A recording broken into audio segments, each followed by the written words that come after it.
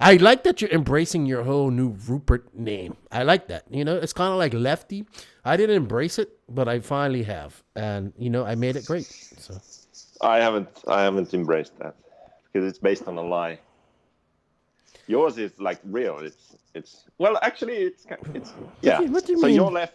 your arm is paralyzed, so you're lefty. That makes sense. And everyone thinks I do the RC News website. So yeah, it kind of fits. No, I actually gave you the name Rupert from last RCGP. Nitro is the glory. Welcome to the No Name RC podcast with your host tonight, Keenan White, aka Lefty the Great, and if you are unlucky, the Finnish village idiot, JQ. This is the RC podcast with no name, but plenty of content. So sit back, relax, and get ready for some serious bench racing.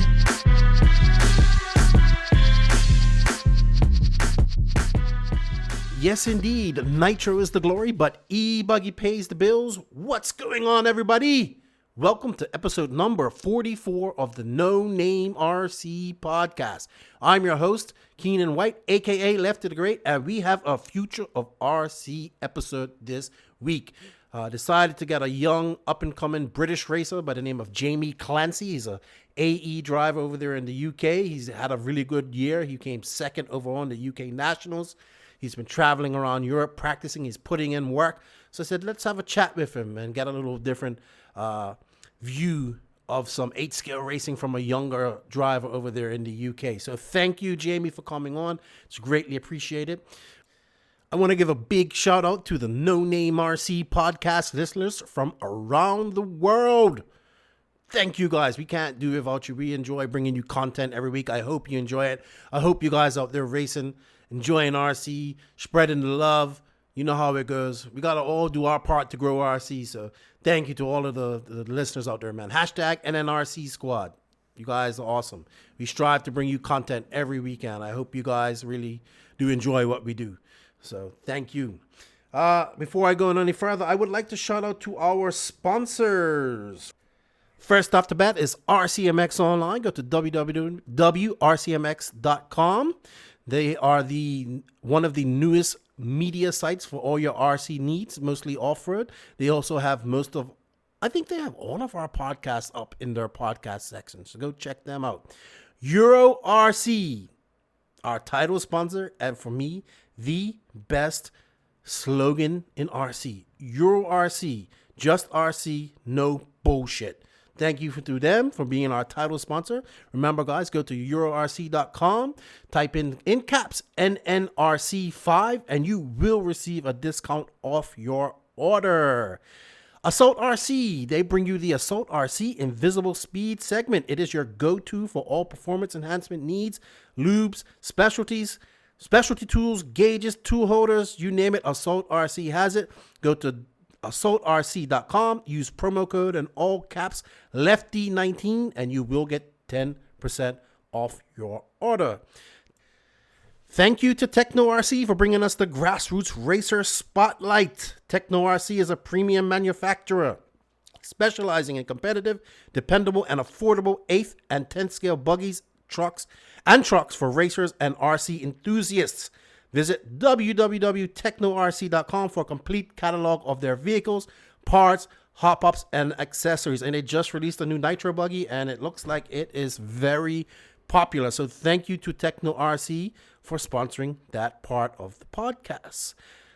Gotta give love to JQ Racing, to all my JQ Racing family around the world. You guys, if you're in America, go to www.jqracing.usa.com if you're interested in what JQ Racing's doing, being a part of a team, not just a number. You can always hit me up, hit up any of our teammates. We got a good deal going on right now with Beach RC. You can get yourself a Spec Q as well as a motor. I think it's $6.99. Check them out. It's going on. Check out Beach RC too. It's our distributor. They do a lot for us. So thank you to JQ Racing. Thank you to all my JQ Racing family around the world. Lots of love for you guys. And keep up the good work representing. Be a part of a team, not just a number. The Bad News Bears of RC. A big thank you to BK Servos. If you guys are looking for stress performance for value, check out BK Servos.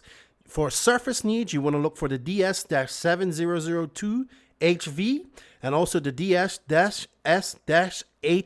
That is a mouthful to say. BK servers are run by top drivers like Jared Wiggins, Max DePandaflora, and of course, my good buddy Brent Densford at Beach RC. He definitely relies on his BK servers. So go to www.bkservo.com or www.bkhobbies.com. Use the promo code TheNoName and you will get 15% off your order. By the way, we guys don't get no kickbacks from this. This is just all to help our sponsors, help you guys save a little bit of money and showing our sponsors some love shows the podcast some love. Bipolar Designs, my buddy Jason Darling out of El Paso. Looking for custom decals for your cars, your RC cars, Look no further. Bipolar Designs has you covered. Matching your paint schemes to your radio, headsets, pitboard, you name it, we cover it. Thank you, Jason Darling and Bipolar Designs. Some guys are now getting some work done by him. I do not have a promo code for him, but please just tell him, hey, Lefty sent me, or I heard about your business on the No Name RC podcast. And I'm sure Jason will get you hooked up. So thank you to Bipolar Designs. Now, 454 RC Works. I've been saying the name wrong all this time, and I do apologize to my buddy Clint Treadway, because he's like, it's 454, Keenan, not 454. And I was like, yeah, I didn't come up, I wasn't born around like big muscle cars and all that type of stuff, and like most of my American friends. So, all that stuff's kind of foreign to me. But 454 RC Works. Check out my buddy Clint Treadway. You can go to 454rcworks.com. And yeah, he's doing all this 3D printed stuff, carbon fiber print, cutting for all major RC brands. Check out his 3D printed car stands with tool holders, shock holders, you name it. He's printing it out. All your RC swag needs covered in one spot. Thank you to Papa Willie's Traction Tonic. Papa Willie's Traction Tonic has you covered for your RC tire traction needs. Whether you race on carpet, concrete, or dirt, loose dirt, dry, slick, or high grip surface, Papa Willie's Traction Tonic cures poor traction. Yes, I said it. I got it. That's a tongue twister for me. But thank you to Papa Willie's. You guys can go to Papa Willie's, www.papawillies.net. Go to their Facebook page. Give them a like and a share because they're always posting some great ads, as well as Instagram. If you go to their website, you can use the promo code NNRC in all caps, and you will get 10% off your order. They have some, I'm probably going to have to get me some traction compound because you know what? I'll tell you about it in a minute. I've got the urge to build something here. So, remember, prepare for victory with Papa Willie's Traction Tonic. Thank you to all of our sponsors. And once again, thank you to all of our listeners and supporters. I appreciate it, man. I enjoy talking to you guys. And, keep sending the messages, man. Keep sending me messages and the words of encouragement. Or whatever. When I do something wrong, like I play the intros too high, which a few people tell me about, including Joseph, and I fixed it. So I do listen. I appreciate the feedback. Truly, I do. So, not much going on. RC is kind of slowing down. Not slowing down. Obviously, we just had the Worlds and stuff. But, winter is coming. Like in Game of Thrones. Winter is coming. And things are slowing down. People will go inside and race more 10 scale. 8 scale will slow down. Not in the South and Southeast and obviously in California. But yeah, I'm getting excited. I'll be flying out of here Thursday morning, 7 o'clock. My day starts at 4 a.m. on the ride over the mountains to the airport in Santiago, fly to Miami, then up to Charlotte, meet up with my good buddy, the real Mike Hill and JB. And Friday morning, Mike Hill and I start our cross-country trek. So I'll be doing a lot of Instagram, Facebook stuff, funny things. We're going to really enjoy this trip across, take our time. Probably going to stop see Albuquerque's on the way. Go stop see our teammates in Albuquerque. I want to shout out RC Riot in Albuquerque. My buddy Mikal and his dad, they just bought that and they're taking over that hobby shop / track. So we're going to stop there, chill out with them. There's talk of a Packy Chip Challenge maybe happening. So we will see. And it's going to be good. We get into California next week. hang out for a little bit, do the JBRL race that following weekend, and get ready for RCGP. So I'm going to be busy, and I'm looking forward to coming back to America, getting myself an Impossible Whopper, trying some White Claw, and what else do I want to get? Oh, my unicorn poop, Dairy Queen cotton candy ice cream. Like I'm really, like, my fat ass doesn't need any more cotton candy ice cream, but I can't get it here, so I'm going to eat it there, and I can't wait. Really excited to get back to America. Can't wait. Just one announcement here from my buddy Adam Ross, up there in Canada. They're having a race this weekend, and it's called the Brian DeClaire Race. And this is what he says. The cool thing about this race is that all the proceeds go directly to a local cancer center. That's awesome. Fuck cancer. It sucks. He says it attracts over 200 entries and keeps growing each year. It runs alongside an Apple Festival, and it has about 14,000 people coming through the race area getting a taste of what we do. The exposure to people not in the hobby is amazing this weekend and always gets a few newbies for the following year. So that's pretty cool, and I really like that. He says, also new this year, we will be getting the invasion of the Americans, the American racers, I guess, in that area that are coming up to race with them. So that's cool.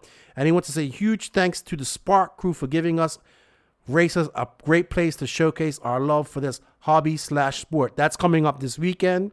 I'm sure Adam will have a report for me, and I'll talk about that next week. Maybe I'll get him on and we can talk about it. But I like that all the proceeds go to a local cancer center because, nobody likes cancer. So we need to help out as much as we can. And it's good to see the RC community doing it, as well as exposing our sport to new people. So good job to Adam Ross and all the Canadians up there, the crazy Canucks. Love you guys. Well, I know I've been rambling on for about 10 minutes. And I know people have probably been wondering. I posted the other day that I'm in search of a associated SC5M chassis plate and cradle and some body mounts.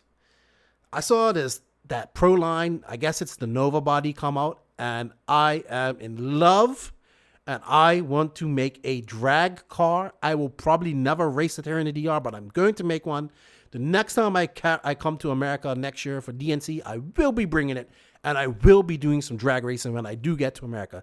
I don't care if I lose. I've never done it myself, but I want to try it. Been listening to Tim Smith talk about drag racing. TSRC shop, check him out.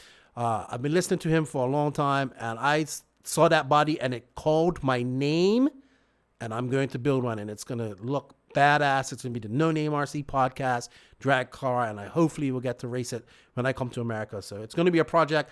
I'll do it like a project build, pictures and stuff like that.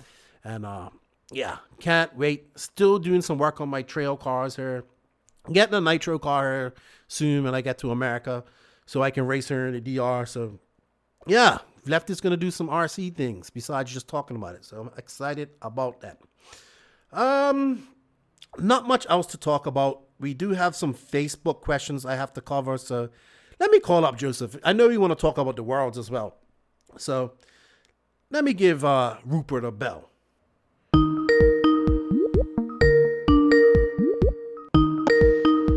Yo, what's up, Rupert?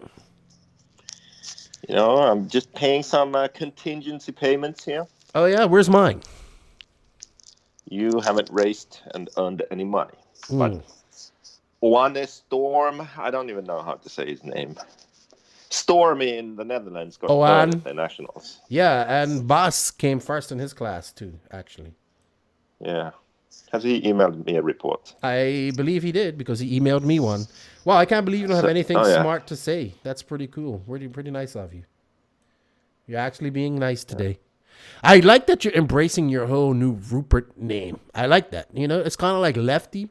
I didn't embrace it, but I finally have. And, I made it great. So I haven't embraced that because it's based on a lie. Yours is like real. It's well, actually, it's yeah. What do you so mean? your arm is paralyzed, so you're lefty. That makes sense. And everyone thinks I do the RC News website. So yeah, it kind of fits. No, I actually gave you the name Rupert from last RCGP. Can you adjust your mic so it isn't rubbing against your beard or whatever it's rubbing against, please? It's very irritating. Why would it be Rupert? I don't know, because I'm giving everybody like snobby names, and Rupert is Rupert the Bear from, the old.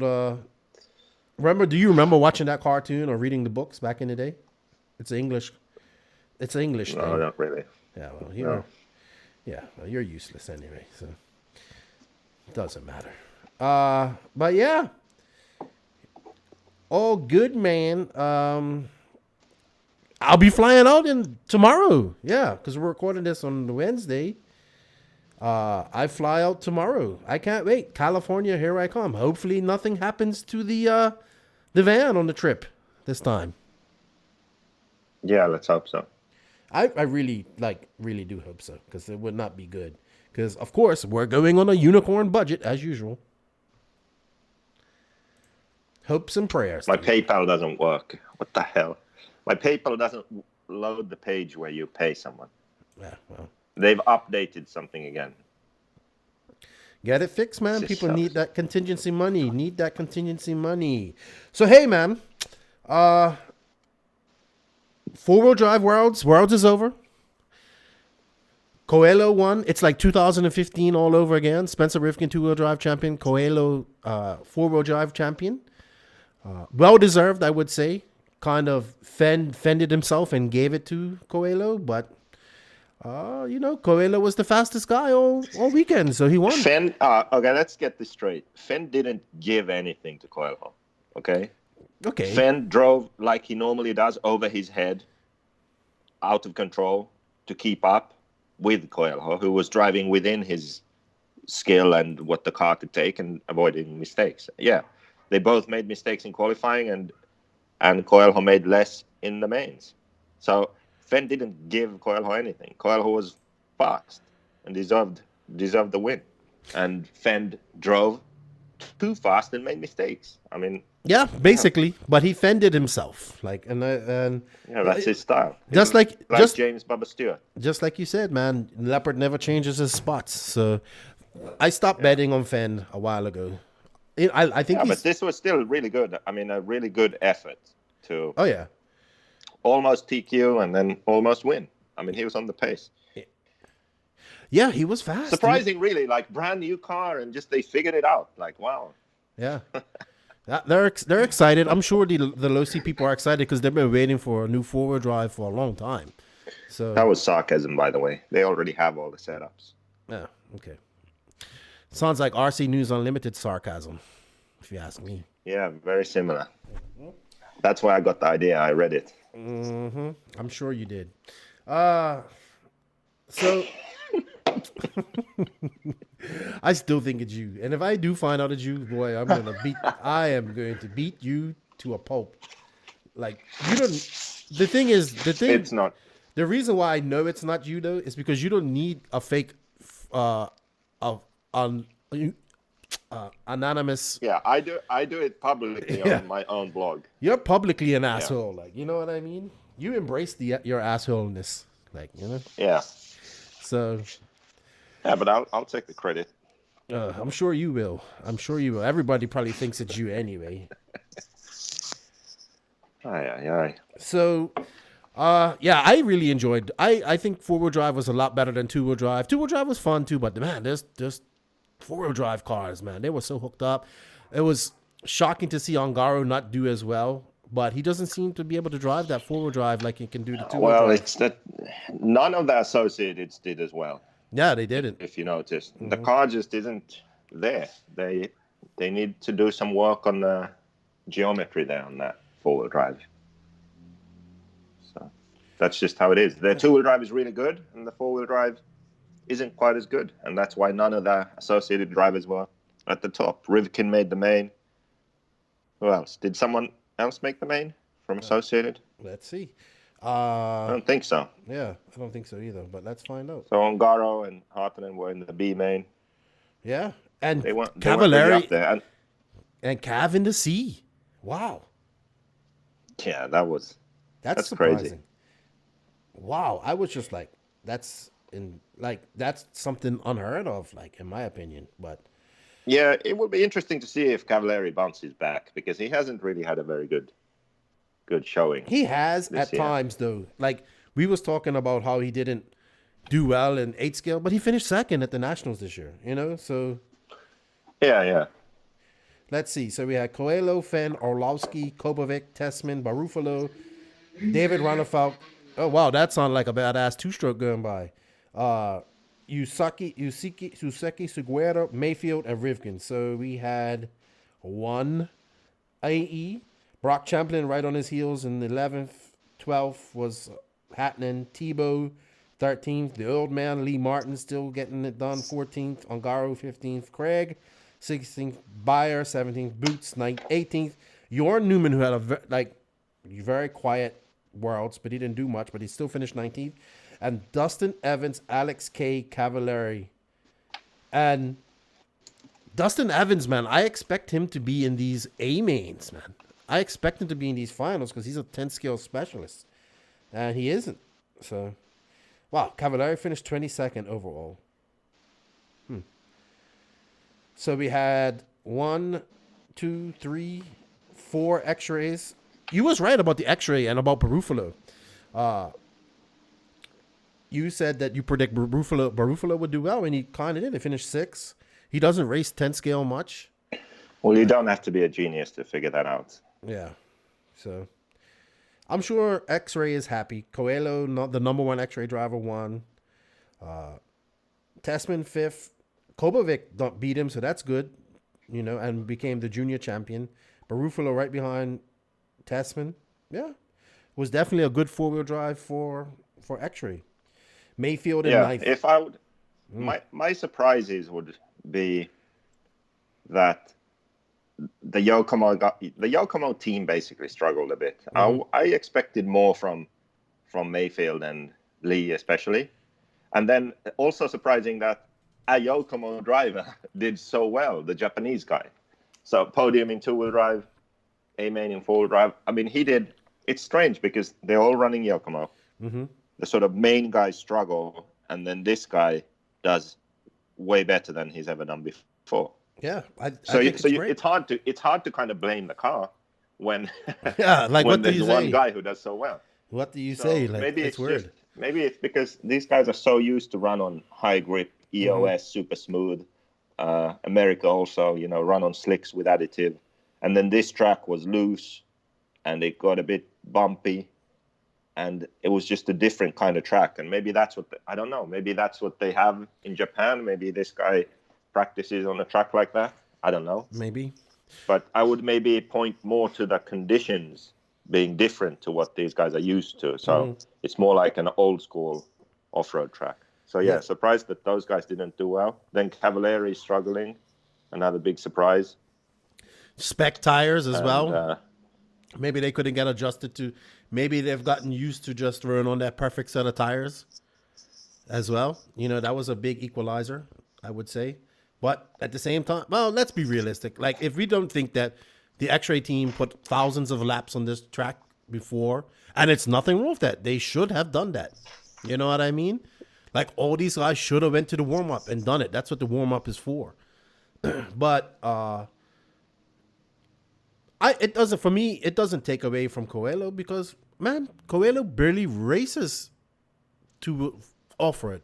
He didn't do the Euros. He didn't do either of the off-road Euros this year, and he still became a champion. Did he get a lot of laps at this track? Of course. It's his home track. But, it's not his home track. Right. It's X-Ray's home track. You know what I mean? He's racing so much. I doubt he spent much time there.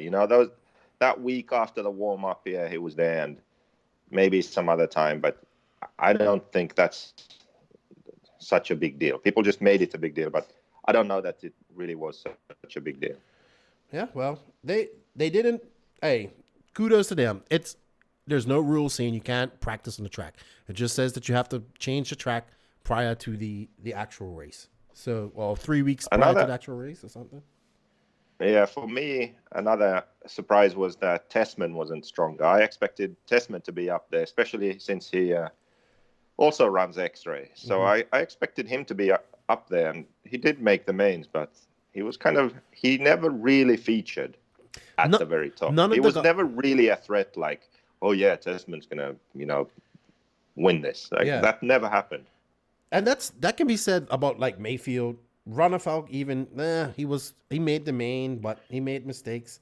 But the surprise. Yeah. Also, I expected Runafalk to be faster. To be honest, I mean, he won the Euros twice in a row now. Mm-hmm. He's always strong in four wheel. The HB four wheel is good, and yeah, he was good, but he was sort of third, fourth, fifth. He just lacked a bit of pace to mix it up with those other guys. Yeah. So it is what it is, man. Do you think we're seeing the passing of the guard? Rivkin's like, yeah, here I am. I'm the new dog. I'm the big dog let's put it this way. He's probably the number one American driver right now. Some would say probably one of them. Well, it's a toss up between him and Ongaro, I would say, but he's definitely like top 3 drivers in the world, I would say right now. If we compare 8 scale and 10 scale. Yeah, he's good, but I mean, he didn't even make the main in Australia, so he isn't. I mean, Mayfield is a factor any given race. Mm-hmm. Rivkin is in certain races. I would say this is the first race where the conditions weren't really the kind of conditions where you would expect Rivkin to do well, but he still did well.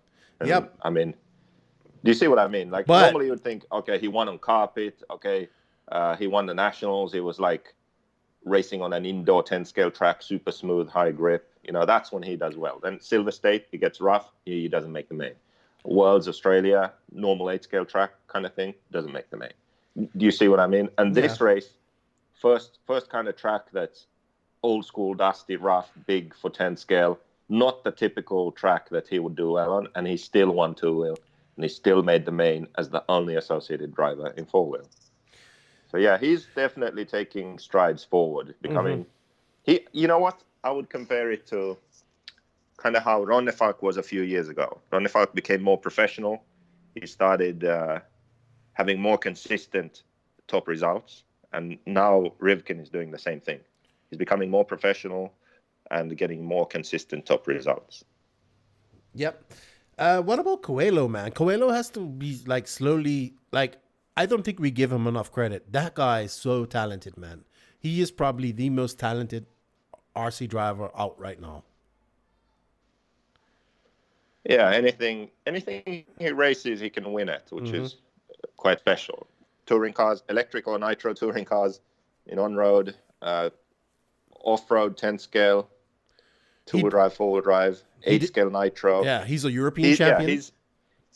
He is a threat in every class that he races, and he races so many that he can't really focus on all of them. He doesn't. The year he won the Euros in 8 scale buggy in Portugal, what other 8 scale races did he do? Yeah, that's what it's so amazing.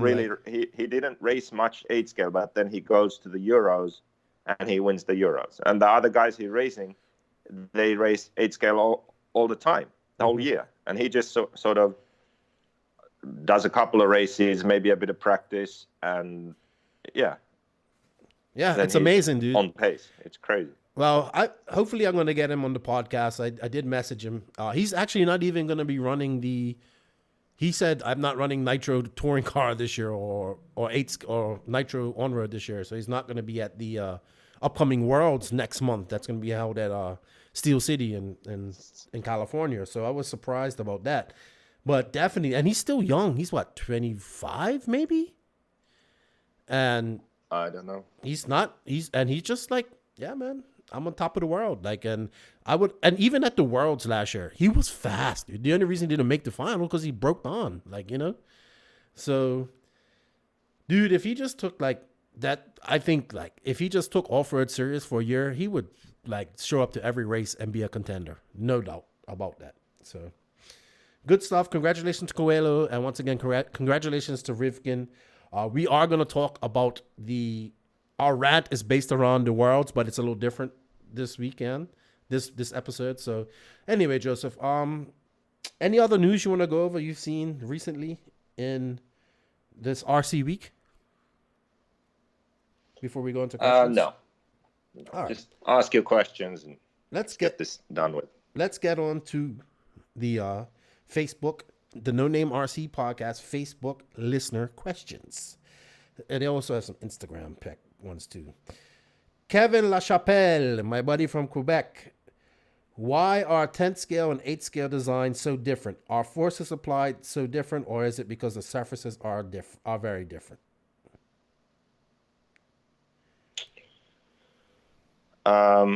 One thing is that different wheels and tires, front to rear, on a four-wheel drive car. Mm-hmm. So that changes some things. And the other thing is that I think in four-wheel drive, in 10th scale, the cars haven't really just haven't been developed much. They just have the same geometry as from ages ago, and no one's kind of bothered to do anything different. I don't think the designs they have now is the best way to go.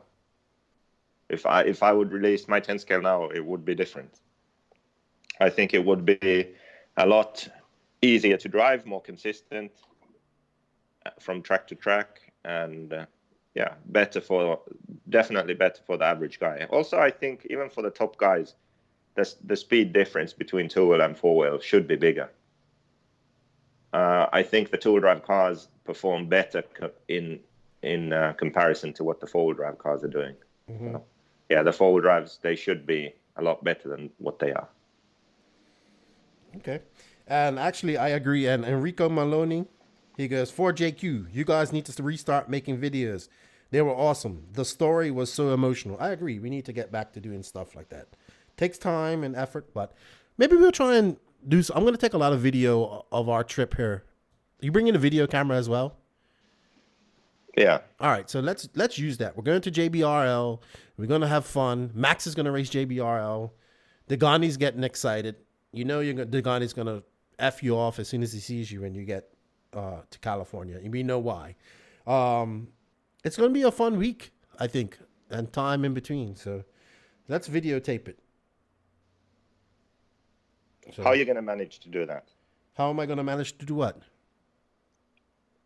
To film anything. You can't film anything. Why? You have one arm as it is. So I'll use my phone and the video camera. Shut up. Yeah. Shut up. I don't like Enrico, it's not going to happen. You know, those videos, I had to do those, but I have other things I need to do now. So there's not going to be any videos. Shut up. Okay. Jeremy Pickett. I think you'll like this one. How can we get through to organizations and race organizers to stop with all the different classes, get away from IFMAR starts, get back to heads up racing with multiple mains and bumps in every main? Stop giving everyone a class to feel competitive in and make them race against the best to earn the main they end up in and their final finishing position. Quit sugarcoating RC racing, and he goes, hashtag make RC racing great again. Someone has to lead by example. That's the only way. And I think the RCGP races are a good way to do that, because people see, okay, heads-up racing is fun. They see in the RC2 class, you can combine normal qualifying and then also qualifying races to make it more exciting. So there's less practice, less qualifying, more heads-up racing. That's the goal, and it's possible to achieve that. So you just have to lead by example. Show people that it can be done, it can be more exciting, it can be more fun. And that's how it will eventually change, I think. Yeah, but like anything, change is met with resistance. That's normal. So, that's why I said you lead by example. Mm-hmm. You do it, and then eventually people realize that there's a better way and they adapt. All right. Cool. You know we cannot have questions without Truggy questions. So this is from Right RC. I think he's kind of new to RC, but he really likes Truggy. I actually have two Truggy questions. He goes, why no Truggy love? I want to see more Truggy Nitro events and turnout. And more Truggies. Early 9 Truggies versus over 20 buggy kits.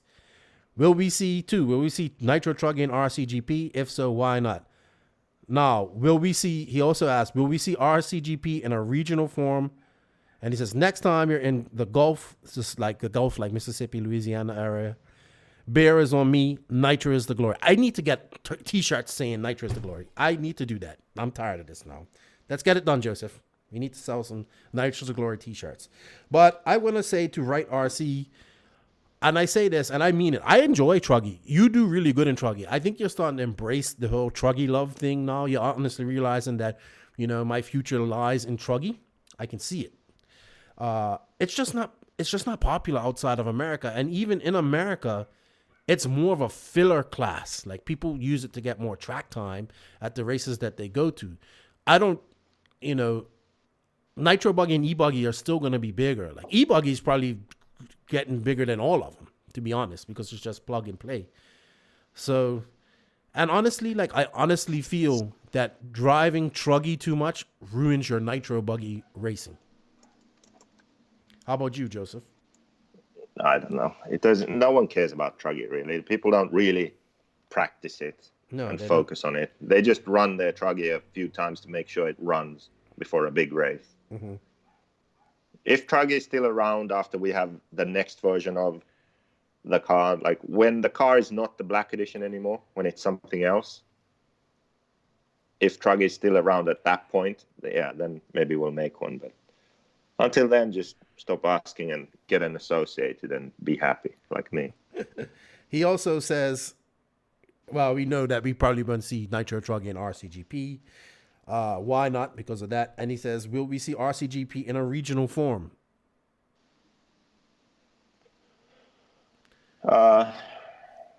Maybe. But hopefully also what would happen is the regional form of RCGP would be more sort of working with the existing races and existing clubs to sort of maybe have some sort of qualifying system for RC2 events, something like that. Yeah, I agree. That's what Raw should be doing. You know what I mean? Getting back to Raw regionals and doing that type of stuff. And that is cool. And actually, we have another Truggy question. It's from Matt Dixon. It's a JQ driver, and he loves Truggy.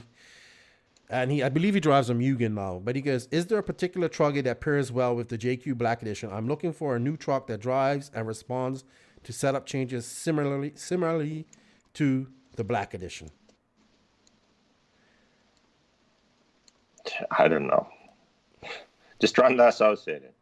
Oh, isn't that similar to his yeah, run the Associated, you'll be happy. Yeah. Or I would try HB, to be honest. I would try. Forget about the HB. Just run the Associated truck. It's good. I'll give you setup advice. There you go. Makes it similar. He'll give you setup advice because he only races it once a year. Yeah, but it's always good when I race it. It is. You actually do you try to not put effort into your Truggy, and you're like, oh, I got to fix this. Then after I beat Drake at Silver State, then I was like, man, I'm going to put some effort in. Maybe I can do well. Okay. Scooter Allison. He wants to know, how important is aero? Any tips for improved aerodynamics? If you're racing on-road, it's important. If you're racing off-road, the wing is important. Everything else is, don't believe what people say. It's not a big deal. Okay. Mayfield could take the whole body off and still TQ. In touring car, he wouldn't get around the track. Okay? So let's be realistic about this. A cab forward body doesn't give you more steering in a hairpin. It doesn't happen. It's not possible. Okay? Yeah, when you're in tune with the car and the track and you change your body, you can tell a difference, like, slight difference somewhere, but it's not a big deal. You can still do the same thing regardless of what body you're running. Wing, bigger difference. On-road, big difference. Off-road bodies, yeah, you can add all the wings you want. It's not going to make you win a race. It's not a big deal. Placebo, you're saying? Way more placebo than anything else. Yeah. I think body shape makes a big difference in like dirt oval. I know Scooter races a lot of dirt oval. But they have huge wings on those things. Mm-hmm. That's different. Yeah. Okay. Troy Nicholson. I assume he's talking about 8-scale cars. He would like to know, would cars benefit from a slipper clutch like in 10-scale 4-wheel drive cars? I guess 8-scale cars.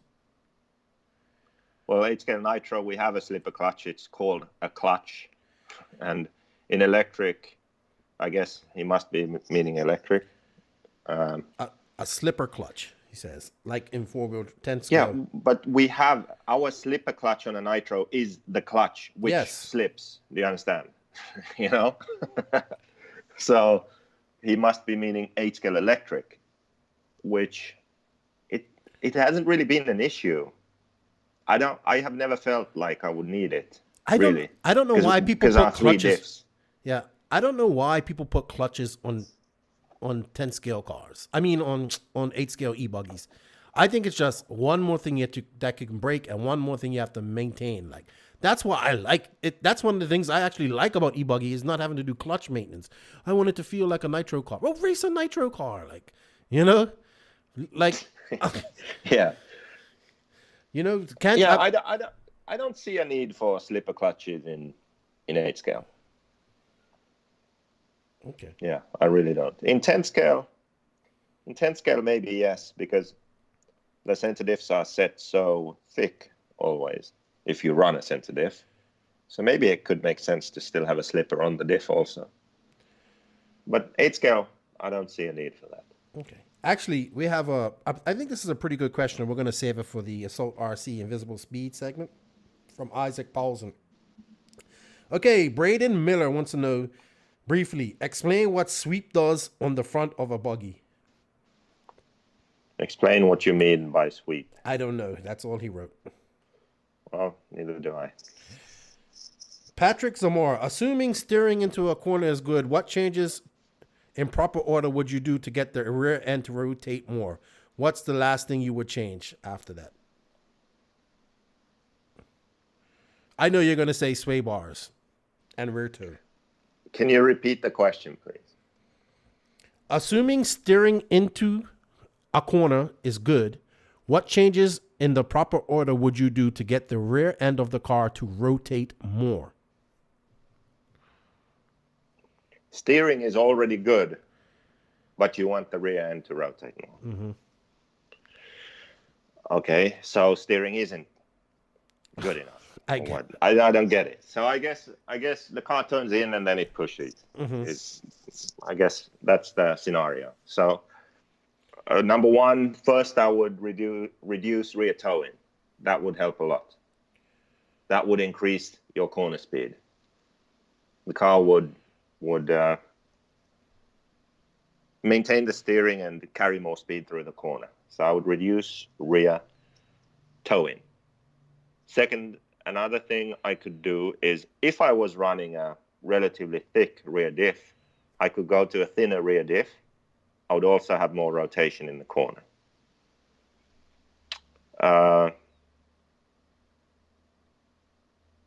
Now, that's why it was confusing. He said steering is good. Mm-hmm. Like, what would you do? Well, I would change. Steering isn't good if your car isn't rotating. Let's say it's a loose track and a hairpin. You go in, and then the car pushes, and you tried less towing, you tried a thinner rear diff, still have a problem with the car pushing. Then I would change the Ackerman. So on the steering knuckles, there are different plates, longer and shorter ones. I would put a shorter plate there because then I'd have more steering mid to exit of the corner. So I would be able to go in the corner well with good initial steering and then maintain that steering through the corner. So it would rotate more. Okay. So those are the 3 first changes I would do. And he said, what's the last thing I would do? Yeah, what's the ultimate thing you would do to get the car to rotate more? Well, I would think more like the least ultimate, like what's the last resort sort of thing. Mm-hmm. All right. Maybe the last thing I would do is to like go to a thinner front diff or something. Like I'm desperate. I've tried everything. Something like that. Okay. David Olsen, who's actually, I just recorded with him. He's going to be on the Tekno RC young man, Tekno RC Grassroots Racer Spotlight, young man from South Carolina. He goes, what's your favorite tire ever in RC? Favorite tire? Mm-hmm. Impact. I know you're going to say Impact. Proline Crime Fighter. I thought you was going to say Impact. Back then it was so easy, just Yeah. run Crime Fighters, and then if you had too much grip, you'd just cut some pins and still run a Crime Fighter. It was just easy back then. It was, dude. It was so much fun. M2 Crime Fighters. And you know what? You can run a race and then use them for practice tires like the next weekend. There's so much. Life was so much more fun back then. You know, loamy tracks. Simple. Yeah. Yeah. I thought you was gonna say Impact, but I know you really love the Impact. I was gonna save Isaac's question for the Assault RC, but I actually have a better one. Not a better one, but I have one that I think is good. Any considerations to pitch center when setting up or designing a car? That's from Isaac Paulson from Colorado. No. Rolls into yes, pitch center no. Okay, why is that? I haven't graduated to that level. I had to go look up what pitch center meant, and it's like yaw. It's like I guess like roll is left to right, pitch is front to back, and yaw is like car staying horizontal but turning left to right. Yeah. Okay. Adam Ross, one of my good buddies from up in Canada, and I think he's a Trailer Park Boy fan as well. He goes, I think I found a track in Canada for RCGP. I was wondering if it would even be a possibility. And anything's possible. Yep.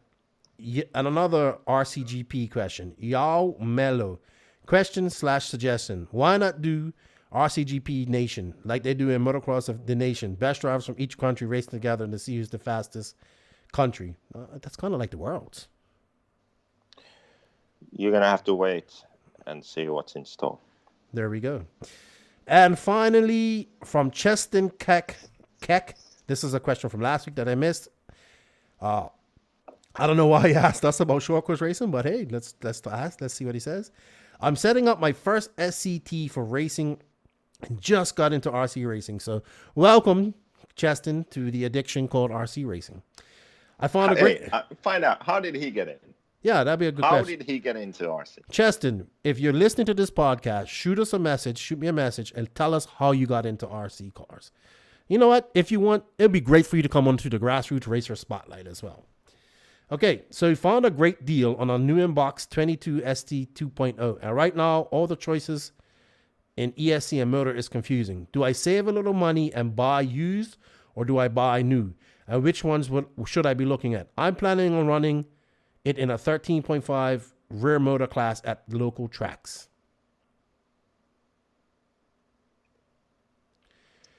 I don't know. Should he buy a new or used ESC? I mean, they're not too expensive now, but people are switching. I think these days you can buy used relatively safely. I mean, especially if you, I don't know where this guy's from. If there's a way he can know that who is selling them is, respected person, trustworthy, it's no problem buying used electronics. Back in the day, maybe less so, but now they don't wear out really, they last forever. So yeah, I think it's safe to buy something good used if money is an issue. Yeah, and then you can always graduate and get a new one later. Learn on that one. If you mess it up, you burn it out, and you didn't lose too much. And I would say, man, just get out there and start racing and having fun. And as long as you're racing, man, I don't care. A short course, two-wheel drive buggy, I don't care. I like short course. I'm going to change my short course into a drag car. But I'm glad that you found RC. Welcome to the crazy world that we call RC. Just have fun, man. Yeah.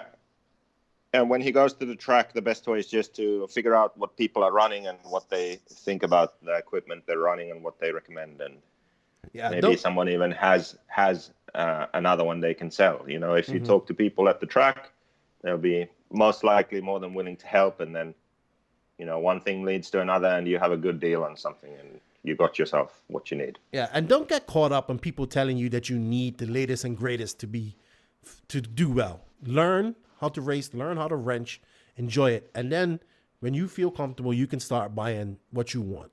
You have a good start, just drive it. If it becomes an issue with parts, getting parts or something, then maybe you want to look into getting something maybe newer. But just go enjoy it. That's my suggestion to you, dude. And have fun. And if you think about it, get into Nitro at some point. It's probably a long ways away, but just think about it because Nitro is the glory. And we have one more question. This is from Mika Neranen. He's probably from Finland, right? With that name? I guess you're trying to say Mika Neranen. Yeah. He goes, what is the current status of the buggy guide? Is there already released something for the patrons? I believe you have been releasing stuff on the patron site, no? Yeah, I've released quite a lot on Patreon, so the patrons have been able to read what I've written. But, well, the status is kind of that need to save up money to be able to pay someone to take pictures, and I'd kind of like to do videos first. But it's definitely looking like we can only release it first as text and pictures. And then hopefully people like that, and then hopefully we can add videos after that. Good stuff. But I would say that it will be released during next year. Okay. Text is pretty much done. I mean, there are some sections I still need to finish, but mostly the text is done, but no pictures have been taken, so still need to do that. Sweet. Good stuff. Well, I want to thank you guys all for the questions. Remember, we're here to answer all types of questions. So give it, like, we want the hard questions. We want those, those questions that we know that everybody's thinking about, like, and we want to know what if you heard something and you're like, hey, we heard this. What do you think about that? So get it to us, man. We try to get to them, and we appreciate you guys sending in these questions. Joseph, I think it's time to go to the Assault RC Invisible Speed segment. What do you think? Okay. We kind of already did it, but let's do it. Okay. You are now locked in to the Assault RC Invisible Speed segment. Check out AssaultRC.com for the latest products for all your performance RC needs. Featuring the best lubes and specialty tools on the market. Use promo code LEFTY19 at checkout for 10% off your entire order at AssaultRC.com. Welcome to the Assault RC Invisible Speed segment. This is the part of the podcast dedicated to your setup questions. This week, we got a question from Kevin LaChapelle. And he wants to know, JQ, what are some hacks for great fuel mileage? Or what would you do to increase your fuel mileage? I don't know. You have to ask Adam Drake. He knows. Pipes make a big difference. There are different pipes. Figure out which one gives the best fuel mileage. Tune your engine correctly so that it's not too rich. That makes a big difference. Glow plugs make a difference, I guess, but I just prefer to run a glow plug that has the smallest risk of flaming out. I just run the P3, so I don't have an issue. The clutch affects fuel mileage, but I haven't tested clutches for fuel mileage. Running illegal tanks, that's good. In America, they don't tech tanks at most races. So back in the day, people would run truggy tanks in buggy. People know Watergate in dude, you got blamed. You got blamed for that so much, and it was nothing to do with you. Yeah, I just borrowed a truggy, and the tank was too big by like barely anything. Mm-hmm. But and it was anyway. It even had like this piece in it to make it small. So. Yeah. So yeah, I wasn't attempting to cheat, but that's a good way to get mileage. Yeah, but I think it was more about the water that the gun. He goes, go put this water in this. Go put water in there. Like you should have mixed some fuel with that. It would have been no issue. Yeah, that would have been good. Oh. Maybe the one guy would be blind now who drank it. How about Venturis, man? Some people are like, use small Venturis. Some people use bigger Venturis. Venturi is kind of I guess the rule of thumb is a smaller Venturi and more mileage. But it's not always the case because smaller Venturi, you have less power and you kind of use the gas more. So maybe with a bigger one, if your driving style is right and you don't use full throttle all the time, then maybe you can actually get more mileage that way. So it's not always as simple as that. But in general, smaller Venturi, more mileage. Mm-hmm. And the most important thing... The fuel also affected. Different fuel, different oil, different amount of oil. Different that affects nitro. Mileage. Nitro as well, percentage of nitro. Yeah. So. And the most important thing of all is the person behind the control. Yeah. Tuning your engine lean, driving the car in a way where you aren't using too much or unnecessary amounts of throttle. And then having the correct pipe, glow plug, clutch combination. That's how you get more mileage. Yeah, I can't, like, one of my biggest pet peeves is throttle blipping. Blip, blip, blip, blip, blip, blip. Like, you know, in every corner, blip, blip, blip, blip, blip, blip, blip, blip. I'm like, every time you do that, one, you're upsetting the suspension on the car, and you're using fuel mileage. If you listen to these pro guys when they drive, they don't really do that. It's more like, it's like, I'm sorry for my bad sound effects. It's like, you know, they're very smooth on the throttle, like, you know, like that's why they're able to get on the throttle mid corner. You can hear it, like, and yeah, definitely stay away from throttle blipping. Oh, it's my biggest pet. One of my biggest pet peeves when someone's driving like that. Beep, beep, beep, beep, beep, beep, beep, beep, beep, beep, beep, beep, beep. Like Richard Saxton.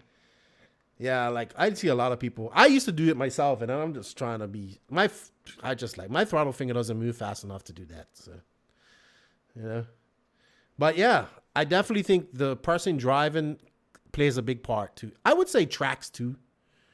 You know, this is my question. Do you think would you say you use more fuel on a high bike track or a loamy track? Good question. I don't know. Well, on a high bike track, you can get in the throttle more, so you use it more. On the loamy track, you have to kind of feather it a little bit more and be more smooth, so you use less. But then, but you also have wheel spin. Yeah, that too. But not to get wheel spin, you don't full throttle it, like, you know. Yeah, I don't know which one. All right. I don't know. All right. Well, thank you, Kevin, for the question. Jake, you doesn't know much about fuel mileage because he doesn't really get good fuel mileage. So, no, I get pretty average fuel mileage. I can always do 730, and that's it. A lot of people struggle to do that. I pretty much always do that. Yeah. All right. Well, thank you for the question. Thank you for Assault RC for sponsoring this segment. Remember, guys, go to www.assaultrc.com. Use Lefty19 to get 10% off your order. It might be 15. I can't remember. And thank you, Joseph. I will call you back for the rant. Okay. Do you know what an average RC person thinks about every 3 seconds? RC cars, of course. But who can blame us? We're excited about the good stuff, the cars that endure those long safaris, and the parts that make you that 0.1 seconds faster on the racetrack. Those moments to ourselves when we close the door to the outside world just to hear that high-pitched racing beast even louder. So this is for us, from racer to racer. Euro RC, just RC, no bullshit. Please go to www.eurorc.com. Use promo code NNRC to save you some money on your orders. On this week's episode is another Future of RC coming to us all the way from Essex, England, is Jamie Clancy. What's up, Jamie? How are you? Yeah, all good, thank you. You? I'm good, man. You know, I didn't realize you was only 18 years old, dude. You've been around for a while. I thought you was a lot older than that. Yeah, I don't know why everyone seems to think I'm older than that. I think I take it as a compliment now. To Yeah. people. I feel I'm a little baby at the racetrack. Yeah. But if you guys don't know who Jamie is a team associated driver from the UK. He's been, this year you've been traveling quite a lot. You know, I've seen you everywhere. You went over to Italy for a few weeks. You've been doing, I was expecting you to do a little bit better at the Euros, but you had some issues, I believe. And, you know, you did well. I think you did well at the DXR. You surprised me there. And yeah, you've had a pretty decent year, man, so far. Yeah, it's been a really good year, actually, especially with the series going on in the UK. That's been kind of the really important part for us this year, because obviously it's the World's qualifier. So there's only, I think, 4 or 5 guys from the UK that go, and there's so many fast guys. So I think we're all going for it to try and qualify for the World. So for me, that was kind of the most important thing to go for. We also done a lot of testing as well outside the country this year. I spent probably half the amount of time I've tested this year has been in Italy with Elliot, the guys from Red. Done a lot of practice out there. And it's good as well because, you know, you got really high temperatures out there, which we don't really have over here. So it's good to kind of race in the environments that we do when we travel off to, say, the Worlds and stuff like that. So, yeah, we have done a lot. You came second in the UK National Series this year, correct? Yeah, second, yeah. Congratulations, dude. That's how many races is it exactly? There's 5 rounds. So it's 5 rounds? 4 rounds. We count 4 rounds out of 5. Okay. So you did all 5, I take it then? Yeah, did all 5. Right. I think Lee and Neil missed 1 round due to 10 scale commitments, but I think they've still got 4 rounds in, I'm pretty sure. And I believe Elliot won it, right? So yeah, it was down to the last round of the Nationals was down to me, Elliot, and Johnny Skidmore for the win. Okay, yeah. Johnny's another up and coming young guy as well. Yeah, he's really fast, really fast. He had a bit of bad luck this year as well, so. But it was really close. It was all down to this last row, so I think for all 3 of us it was really nerve-wracking. But yeah, we managed to get a really good result out of it. Way better than I was expecting to finish going into the year. Yeah, you know, I really do enjoy that about the UK series, the BRCA. They have in 10 scales where they actually have a series of races, not just determined on one race. So it gives you guys something to do. It gives you a nice race season. I unfortunately missed 8 scale when I was over in England, so I had to do 10 scale because it was getting too cold. But I really like that about the UK series. Gives you guys more than one chance, so that's why I love series. Yeah, I mean 10 scale is the minute in the UK started to really pick up lately. Next year, I think that's what we're going to be doing next year is doing a bit more 10 scale, because this year we haven't really had a lot of time for it because we focused so much on trying to get the best result possible at the Nationals. It's kind of taken a lot of time up. So next year we're definitely going to try and do some 10 scale Nationals, try and qualify for the Euros in the following year, which would be cool. Good stuff. So you're from Essex. You talked that Hearts is like your home track, which is a great badass track. I went there when I was in the UK and I thought it was, just awesome, awesome mix between AstroTurf, the oil and the dirt that they use or something, I guess. Just a nice track. I think it's pretty cool. It's not too far out of London either.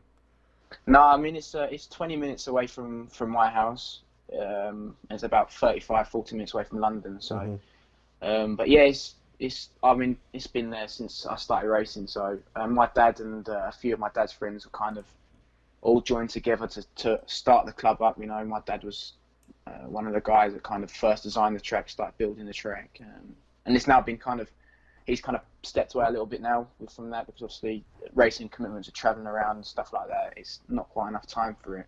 Yeah. But yeah, definitely we're a big part of that club.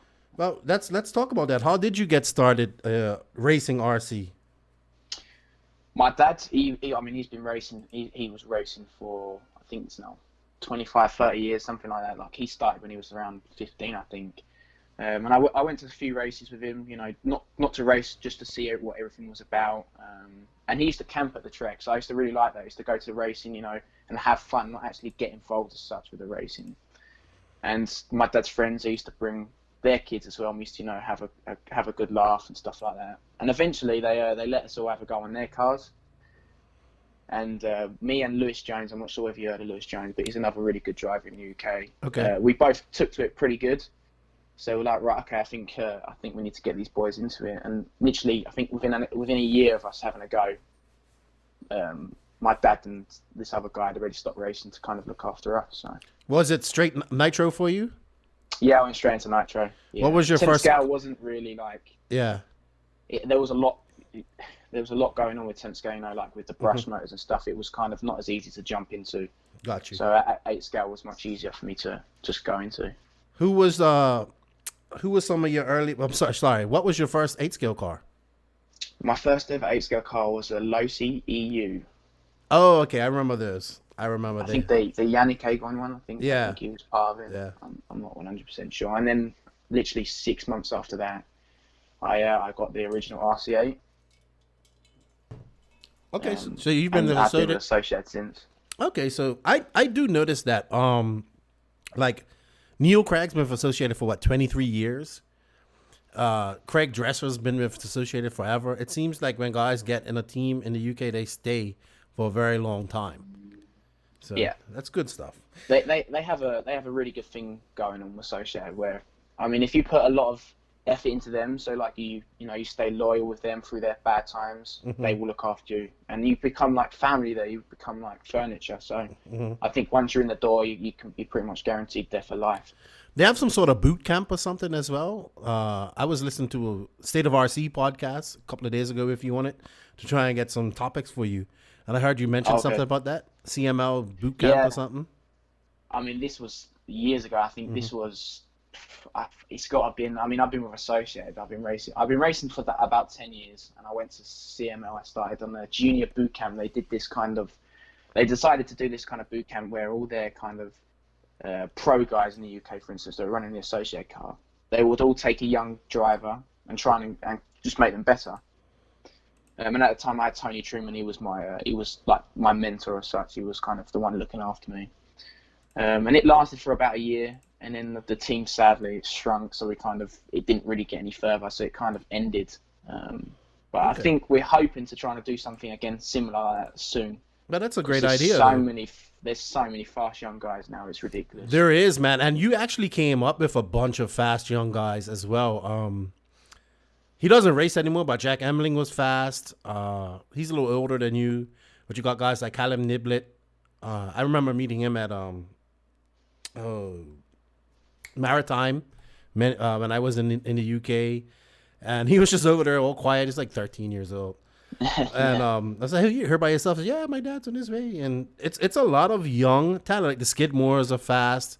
Who else is really like I think I've heard of the guy Lewis Jones.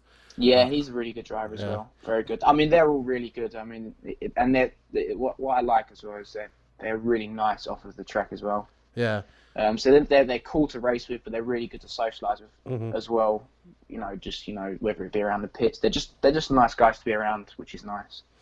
All right. Well, who were some of your early influences when you was coming up? Who did you look up to?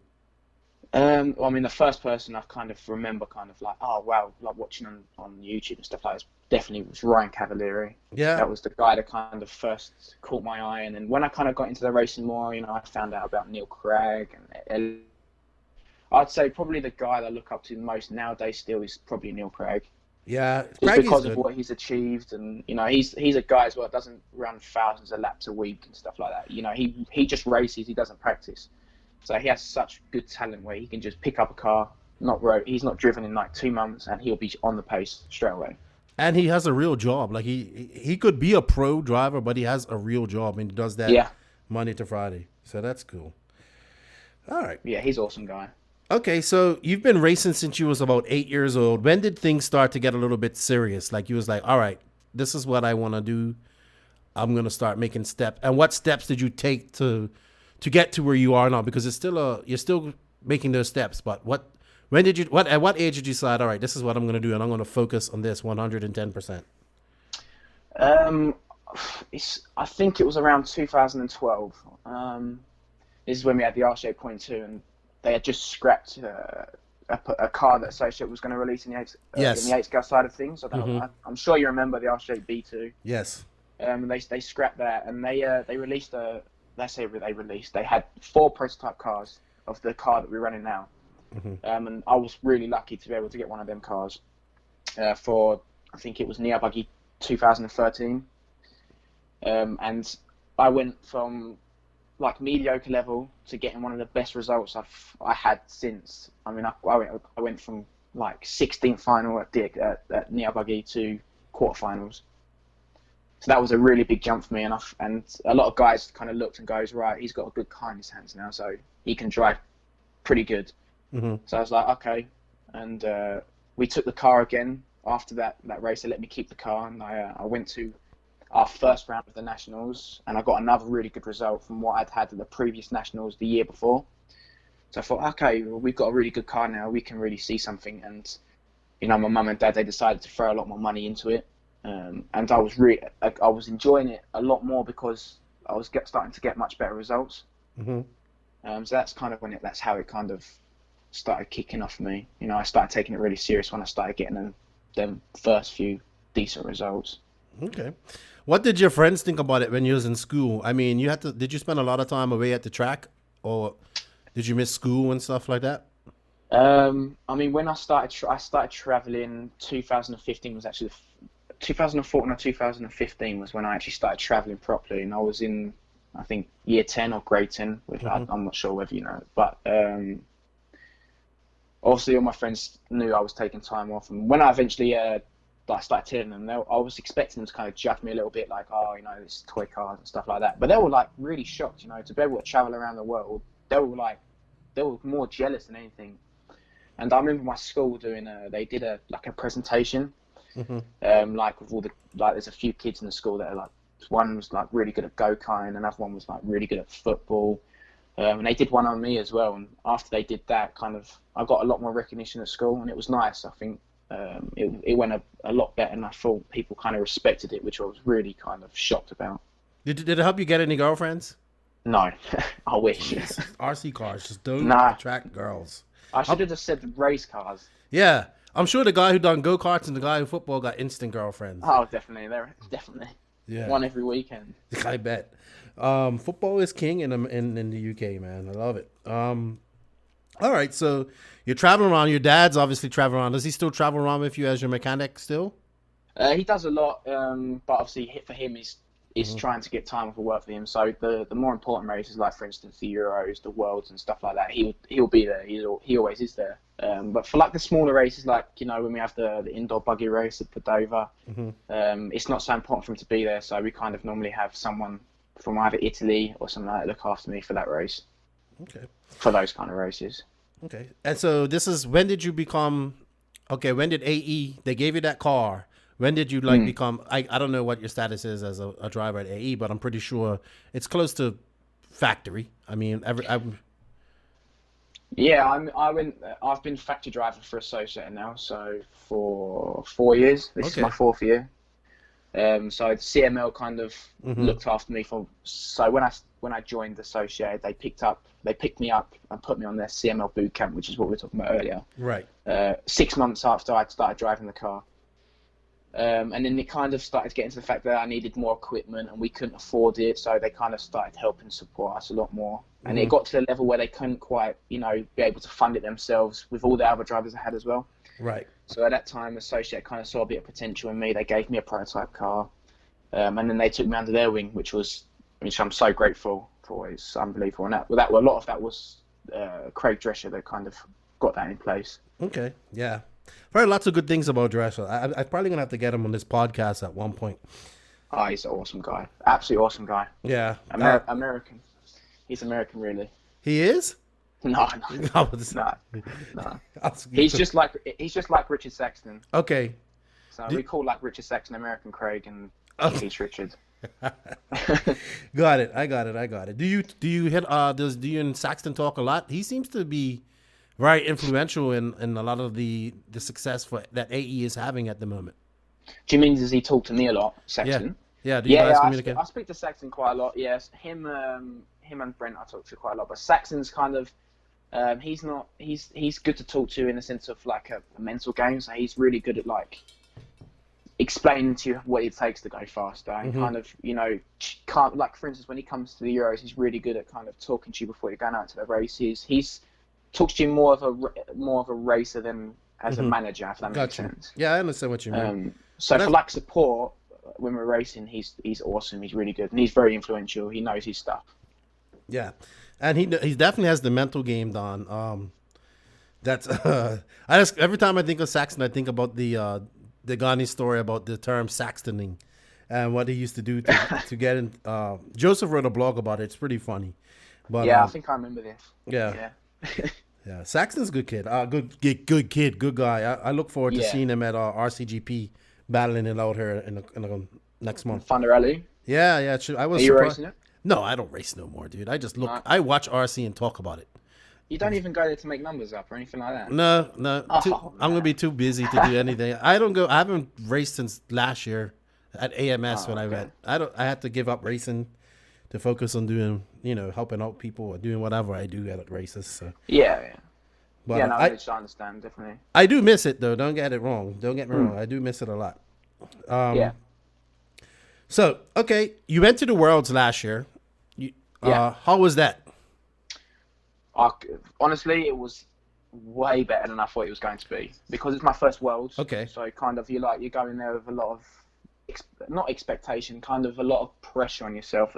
For me, anyway, I had a lot of pressure on myself because the year previous to that, I had a really good year at the Nationals, so I was kind of going into it very confident, but also not confident, if that makes sense. I was kind of like, I know that I can do it, but it's whether I have the mental game, and a lot of it is mentality. I went into the race and I had, I think, 2 or 3 top 10 runs in practice. So that kind of boosted my mentality through the roof. That gave me a lot of confidence. And then qualifying started, and I think we ended up like 35th overall, which for me at a Worlds, my first Worlds, was just way better than I was ever going to really finish, to be honest. How did you like Australia? Yeah, it's an awesome country. Absolutely amazing. Yeah. The people, do you know what? It reminds me a lot of here with just better weather. Okay. The people kind of really relax, it's like everybody's, not in a funny way, but like everyone's kind of they've had a few beers. Yeah. Just relaxed, chilled out, go with it.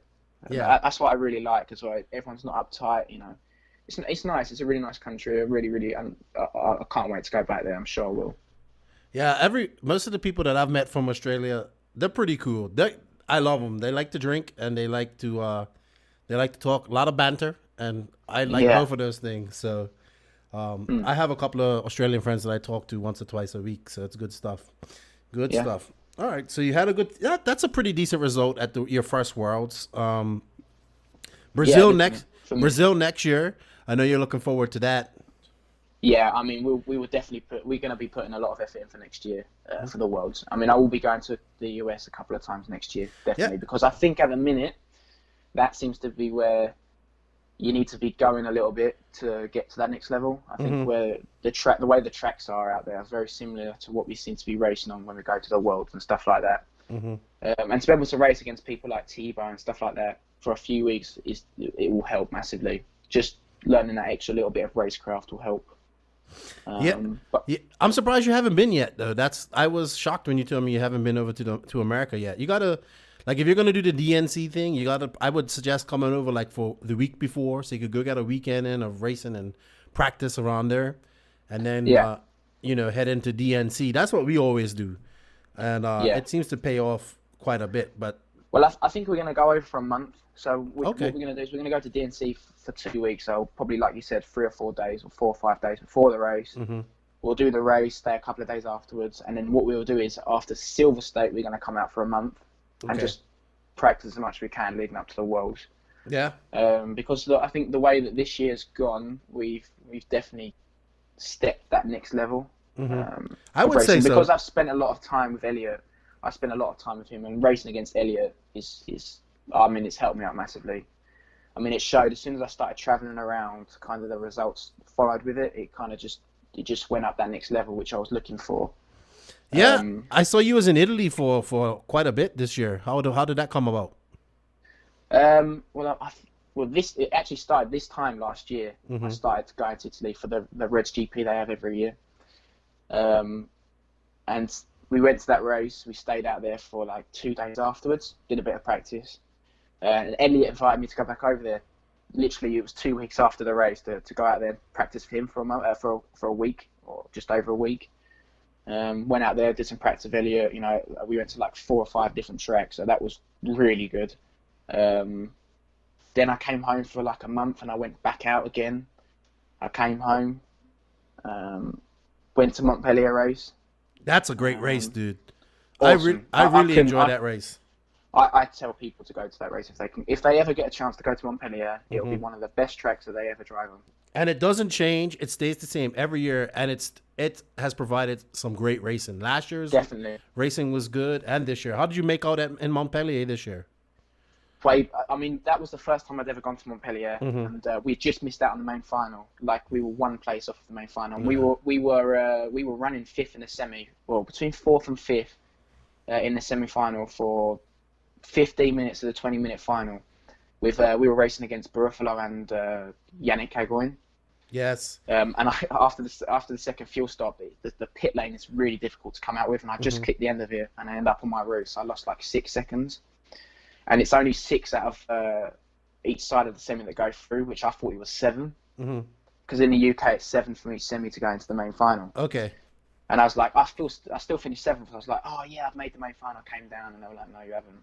Oh, you was gutted. So it was absolutely gut wrenching, but I did way better going into that race than I ever thought I would, because it's such, like, out of the European races we have every year, that is the most, other than the Euros, the most competitive European race. It has everybody there. It does. A lot of fast guys there.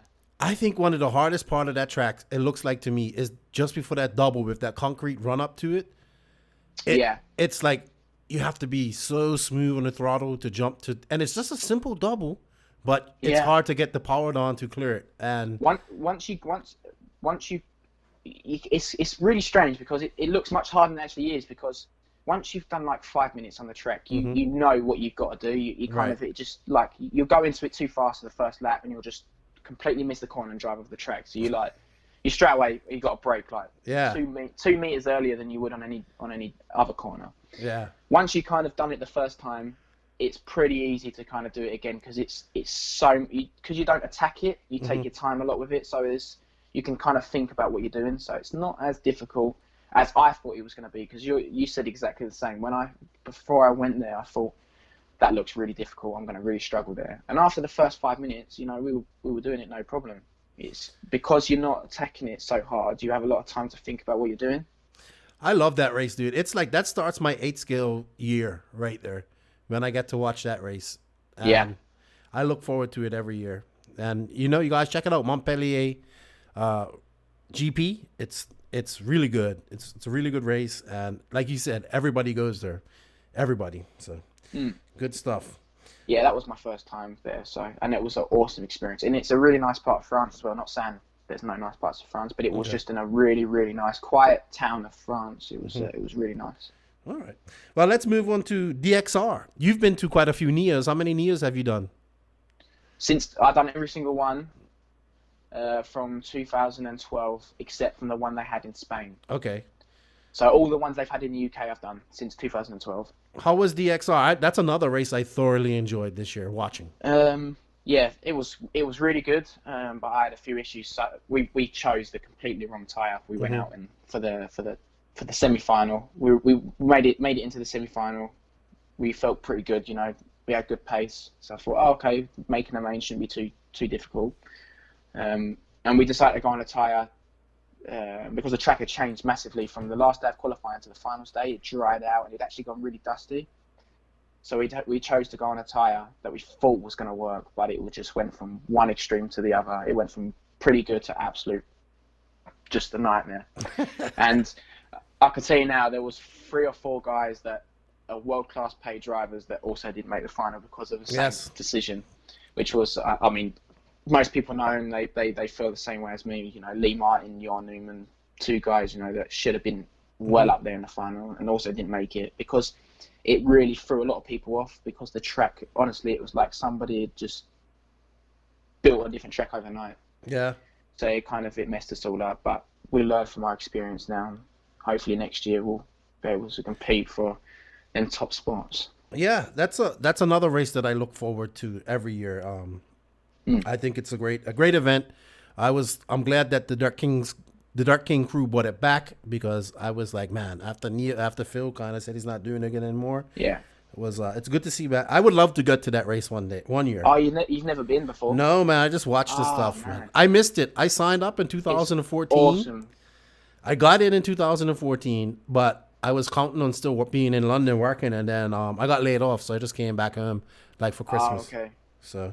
Yeah, that's another awesome race. It's just what I like about these races, these one-off races. They seem to because everything's not permanent. They kind of get everything else, like the catering and stuff like that. They just bring it all together at this one race, and it's just a really nice atmosphere to be in, and that's what I really like about it. It's good to race on a really good track, but also everything around it has got to be good as well for me. Yeah. And that's what makes it so much better. You know, the accommodation is literally on the track, so you just pick your stuff up, you take it to your room, and you walk it back to the track in the morning. You know, you haven't got to unload the car, load it back up. It's just everything about that race is dialed. Yep. Definitely a bucket list race for me. I just want to get to more races in Europe, period. I really love the race scene over there. I love racing everywhere, but definitely need to get over to a big race in Europe. Speaking of Europe, let's talk about the Euros, man, which I thought was a very exciting race. Yeah. Yeah. You went to the warm-up, right?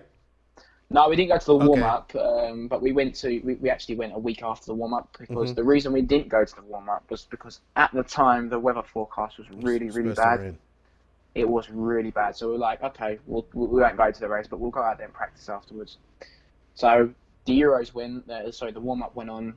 We went 4 days after the race. Went there. We spent 3 days or 4 days with. I'm not sure if you know Matt Lewis. Yeah, that's just what to say. He's getting fast too. He's good and yeah. He's knocking on our doors, definitely. Yeah.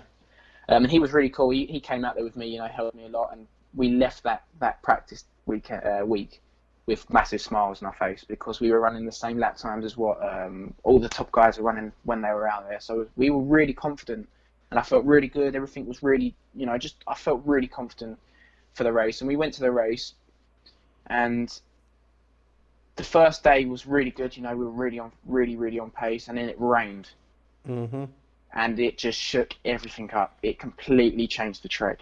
Again, it was like a DXR situation. Everything just kind of flipped upside down, and then it just went downhill for me. I've just really struggled to change the setup to how I wanted it to be and to feel comfortable. And I think a lot of it as well was because I know the track was different. I didn't kind of have the confidence in myself as well. And then, everything kind of just fell apart after that second day, and it was really kind of gutting, because we put a lot of effort into it. But like I said, it's just sometimes it's how racing goes. You know, it happens to the best of guys. You just kind of got to learn from that. You take the positives and move on to the next one. Yeah, I was expecting you to be in the final in that race, man.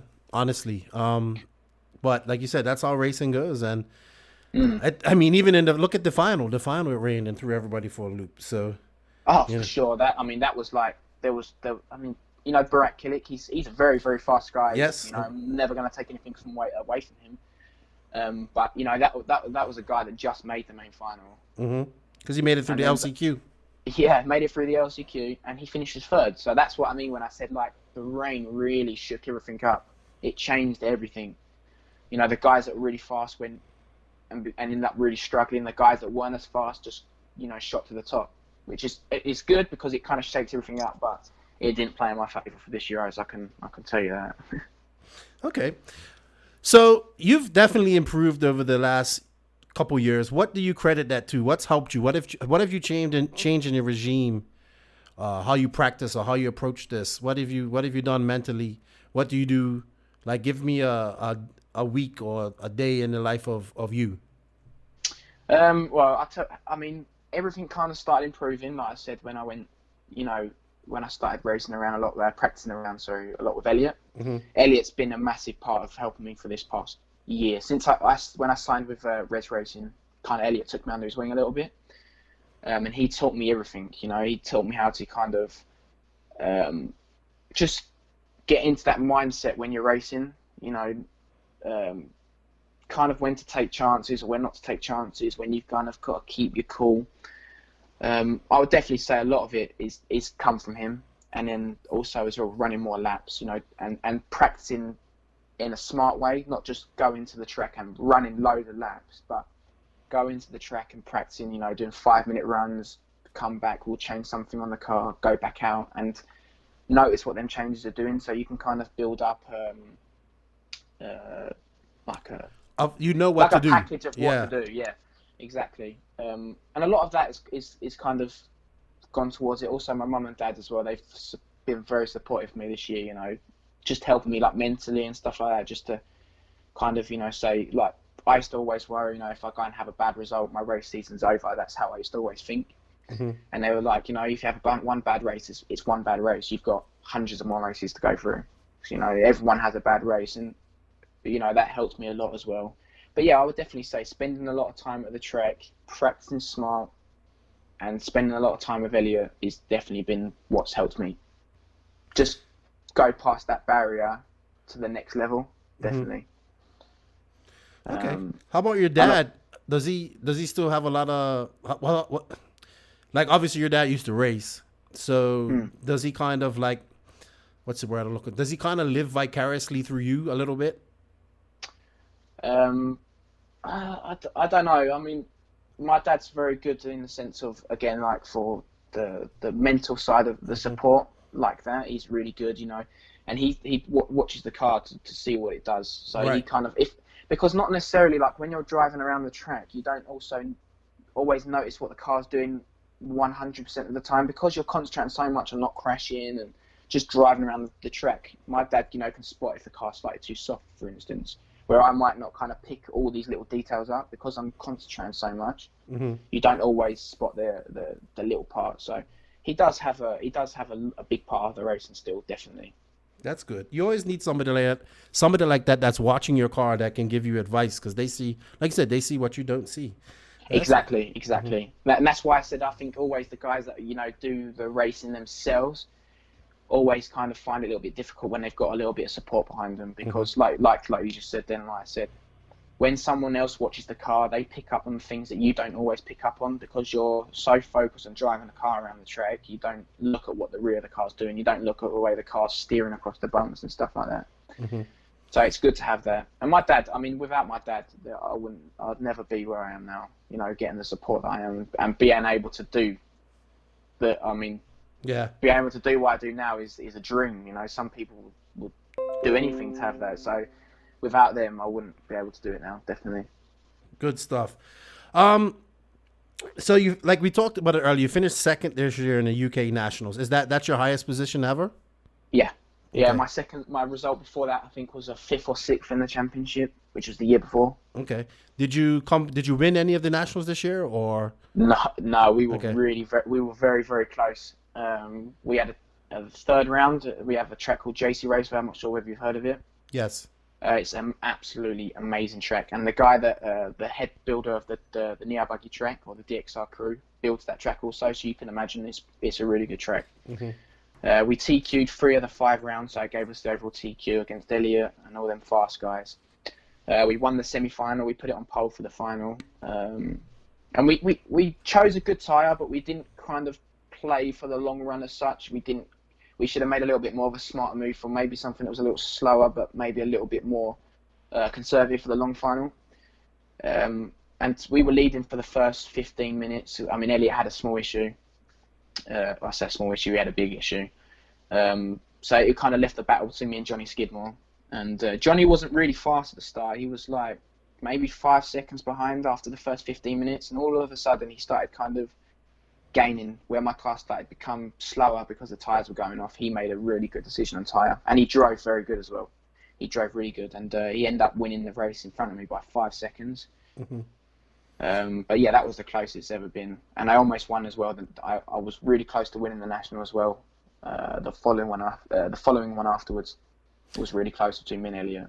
Yeah, but you race truggy as well. Like, England is one of the only European places I've seen that race truggy. You guys have a truggy national as well. Yeah, I saw you won one of those. I won the national championship this year for truggy. How many participants do you get at the truggy race? More or less. I think altogether at the race we had, I'd like to say 55 or 60. It's not as big as what we have at the buggy nationals. Mm-hmm.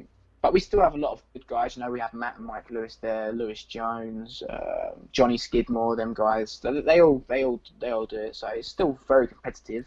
Is it a separate nationals, or is it run alongside of the buggy nationals? No. So the Buggy Nitro Nationals is separate to the E-Buggy and Chuggy Nationals. Okay. So it's So called... it's two. Yeah, exactly. It's like going from touring car nationals to 10 scale off road. You know, you have two separate weekends for one. Did they race at the same tracks this year? Or Yeah. Okay. Yeah. Okay. So that's good. I mean, that's a lot of traveling, but I mean, England's big, but it's not that big. The main problem in England is traffic. So. Yeah, I mean, I'm really lucky to be honest. And a lot of guys down like the southern side of the country. That's where a lot of the tracks are. So we were really lucky there. So we don't have to travel very far. I mean, most of the tracks that we have to travel for the nationals are an hour away from my house, just in different directions. Good stuff. So it's not so bad, yeah. Yeah. Well, Venus, we're talking about nationals in UK. Who do you think is the next young up and comer there? The next young and up and coming driver, for a real young guy. We have a guy called Dylan Saunders in the UK. Right. He's 12 years old, and I haven't seen a kid that young be that fast so young. He what car does he drive? Associated. Okay. He's just turned 12, and he's already made, I think, 4 out of 5 semi-finals in the UK at the Nationals, which is ridiculous, which is an incredible achievement. And I think he was actually really close to making a main final as well at National.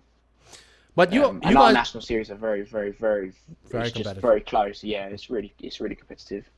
Do you guys, if I remember correctly, are the Nationals split up? Like you have to, like what's it, like F1 or something, like it's different levels in your, maybe I'm reading this wrong, different levels in your I guess licenses that you have for the B. Oh yeah, I know what you mean. Yeah. Like you have Clubman Championship. Yeah. Yeah. Well, the thing is, it's not like F1s. You don't have F1, F2, F3. You have so everyone still races for the national championship. So there's still 120, 130 people all racing for the same title.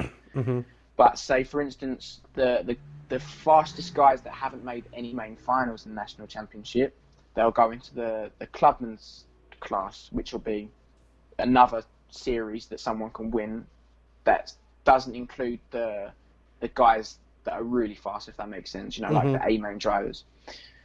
So everyone still competes for the national title, but we also have a couple of different sections. So, for instance, like I said, the guys that don't make the main finals, they'll race to win the Clubman's Championship. And we also have a series as well where you can be the fastest junior. So, like the top junior of the national championship will win the junior championship.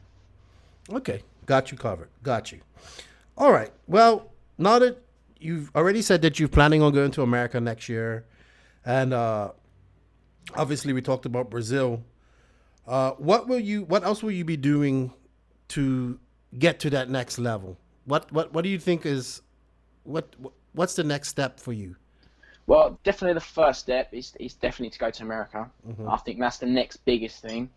But this year we're just going to last year because it worked really good for us. So now from the nationals are over, we have a lot of free time now.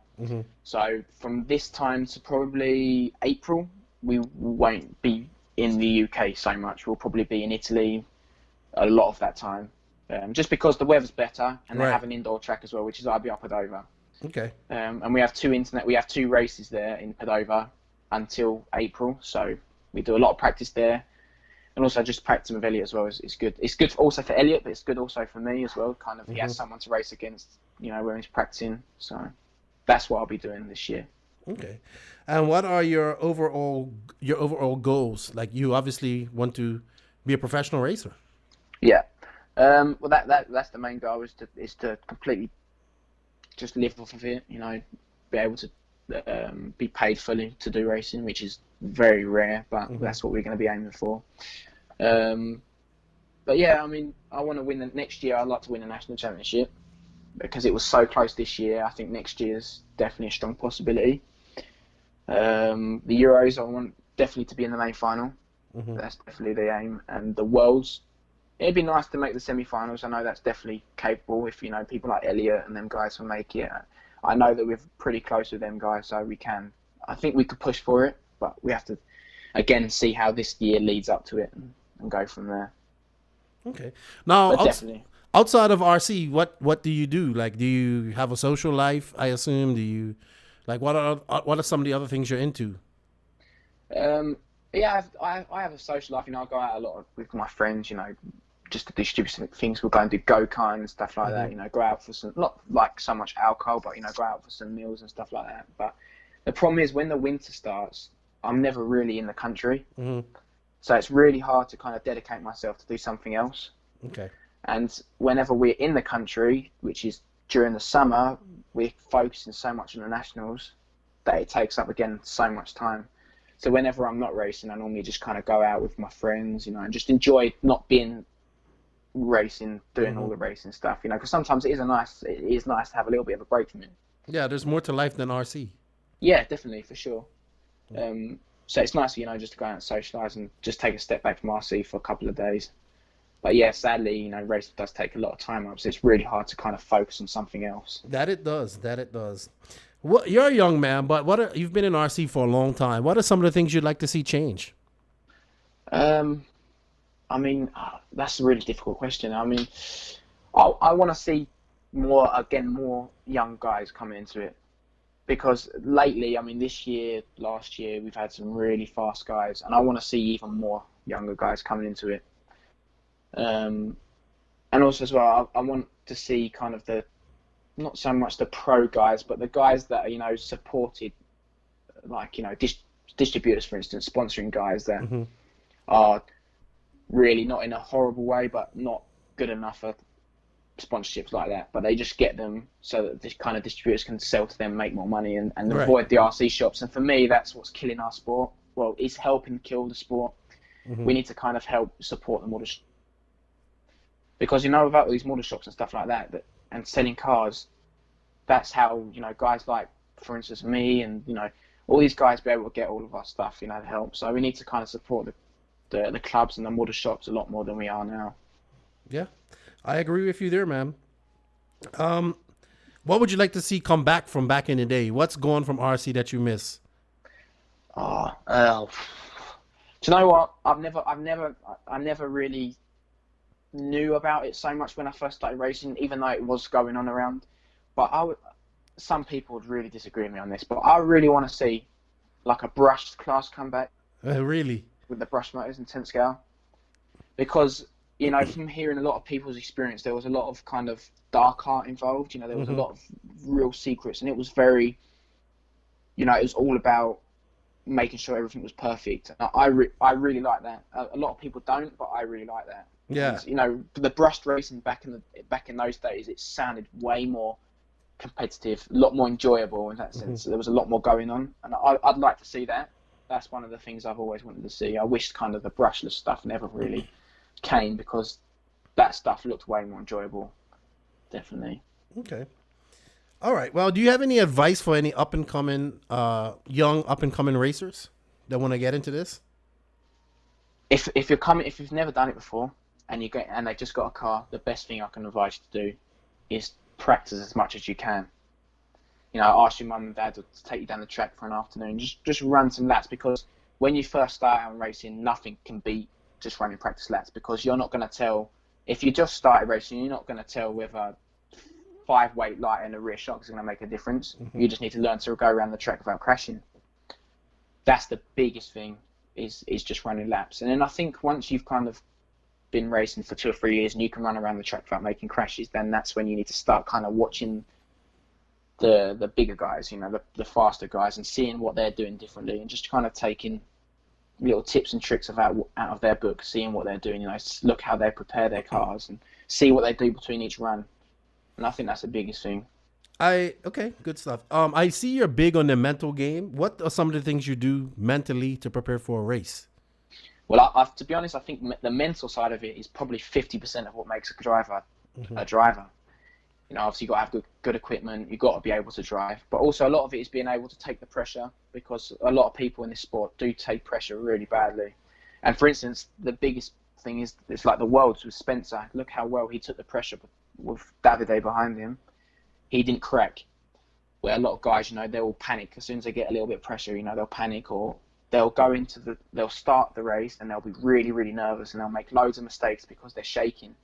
Whereas someone that's calm, for instance, like Ongara is one of the calmest drivers I've ever met in my life. You know, he goes up on a race like it's just a practice day. Mm-hmm. You know, he doesn't shake. He's just got a very cool head.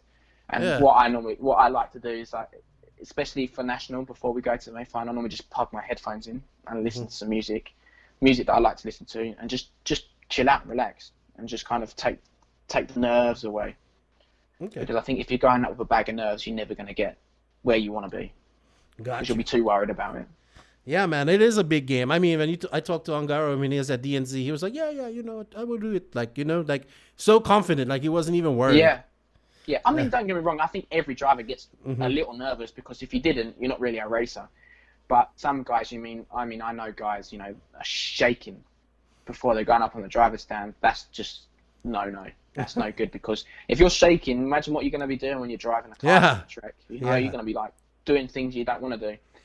I can't say I haven't done that. I can't say I haven't done that. I mean, don't get me wrong. I mean, there's been times where I've got really nervous. I mean, a few years ago, I used to get really nervous, really badly. And a guy that helped me massively with that was my dad and Craig Drescher. Craig Drescher was the biggest one for me. Yeah. To kind of help me with that mental side. And that's definitely, again, to be fair, that question you asked me of kind of what's made you a better driver is definitely improving that as well. Mm-hmm. Definitely. Yes, good stuff. Okay. Well, we have this 10 question, 10 second segment. And basically, there's just quick questions you have to answer. And they're not about RC. They may be about RC. They may not be about RC. So are you ready for the 10 question, 10 second segment? Yeah, let's do it. All right. Number one, I love England. I love football. Who's your football team? Tottenham Hotspurs. You know what? I don't really like Tottenham right now because they beat us the other day. They beat us last. I was waiting for it. They beat City last year to Champions League. Yeah, VAR beat us again. You know. What All a right. shame. What a shame. Yeah, we lost this past weekend too. I was not impressed. You're from Essex. I've seen pretty much all the Essex Boys films. Which one is your favorite? You're gonna laugh on this. I've never watched any. You haven't? No, never watched any. I've seen so many times on Netflix, but I've never watched it. I'm gonna have to do it now. Yeah, you know what else I got into was Peaky Blinders. I watched. Oh, what a program! It is awesome. I binge watched it for like a week. Good program. I'm waiting. I hope they do another season. Yeah. Okay, I know you like hip hop, correct? Yeah. Who's your favorite UK hip hop artist? H. I don't know if you know. No, I don't. I probably have to go look him up. I like oh man, I like homeboy from who's in Top Boy, and it's another Netflix film. Yeah, on Netflix. Yeah, I see. And based in London. Oh, what's that guy name? The real Not controversial. Storm? Is it? It's not Stormzy, is it? I can't remember. And there's another guy, Makala. Can't remember. He's another British guy, but he's real controversial. Yeah. Yeah. So you're into English hip hop, huh? Well, I do listen to. I like hip hop, and Joseph got me into a little bit, and I listened to it when I was there in the UK. But I wouldn't say I'm into it, but I definitely like the style. You know, the urban. Yeah. I mean, I'm into American hip hop. I like that a lot more. You know, like Drake and stuff. I don't really like the English rappers, to be honest. They just mumble a lot. Well, they do that in America too. Just a little bit more slower. You know, you can understand a little bit more what they're saying in America. Okay. I must admit the patois or the slang is definitely different. I mean, even when I talk to you, I was like, yeah, I can tell you from like what part of England you was from. Yeah. From your slang. All right. Number 4, red sauce or brown sauce? Red sauce. Okay. Number 5, and for those that don't know, that's ketchup and like A1 steak sauce, I think. Yeah. Number 5, your favorite track in the UK? Hearts. Definitely, it's got to be Hearts. Okay. Number 6, you say you don't drink much, but what's your favorite frosty beverage? Frosty beverage. Like beer? Yeah. Foster's. Yeah, you like Foster's? Yeah. Okay. It's good. Oh, good. You would have said Budweiser. I seem to see like a lot of these English guys like Budweiser. I don't really like it. I don't either. I like Bud Light, but definitely not Budweiser. Yeah, I'm not a fan of that. Okay. Number 8, I think I'm on. Or number 7. Fish and chips or Sunday brunch? Fish and chips. Okay. Number 8. Definitely. What is your dream full scale car? Like if you could have any car. That's a difficult one. Dream full-scale car, I'd probably say maybe a Focus RS. Okay. Ford Focus RS. I mean, it's not the most amazing car, but I just really like them. Yeah. It's a really nice car. Okay. Number 9, cricket, football, or rugby? Football. Good man. I do like cricket, though. I really like cricket. And number 10, what is the best track you have raced on so far?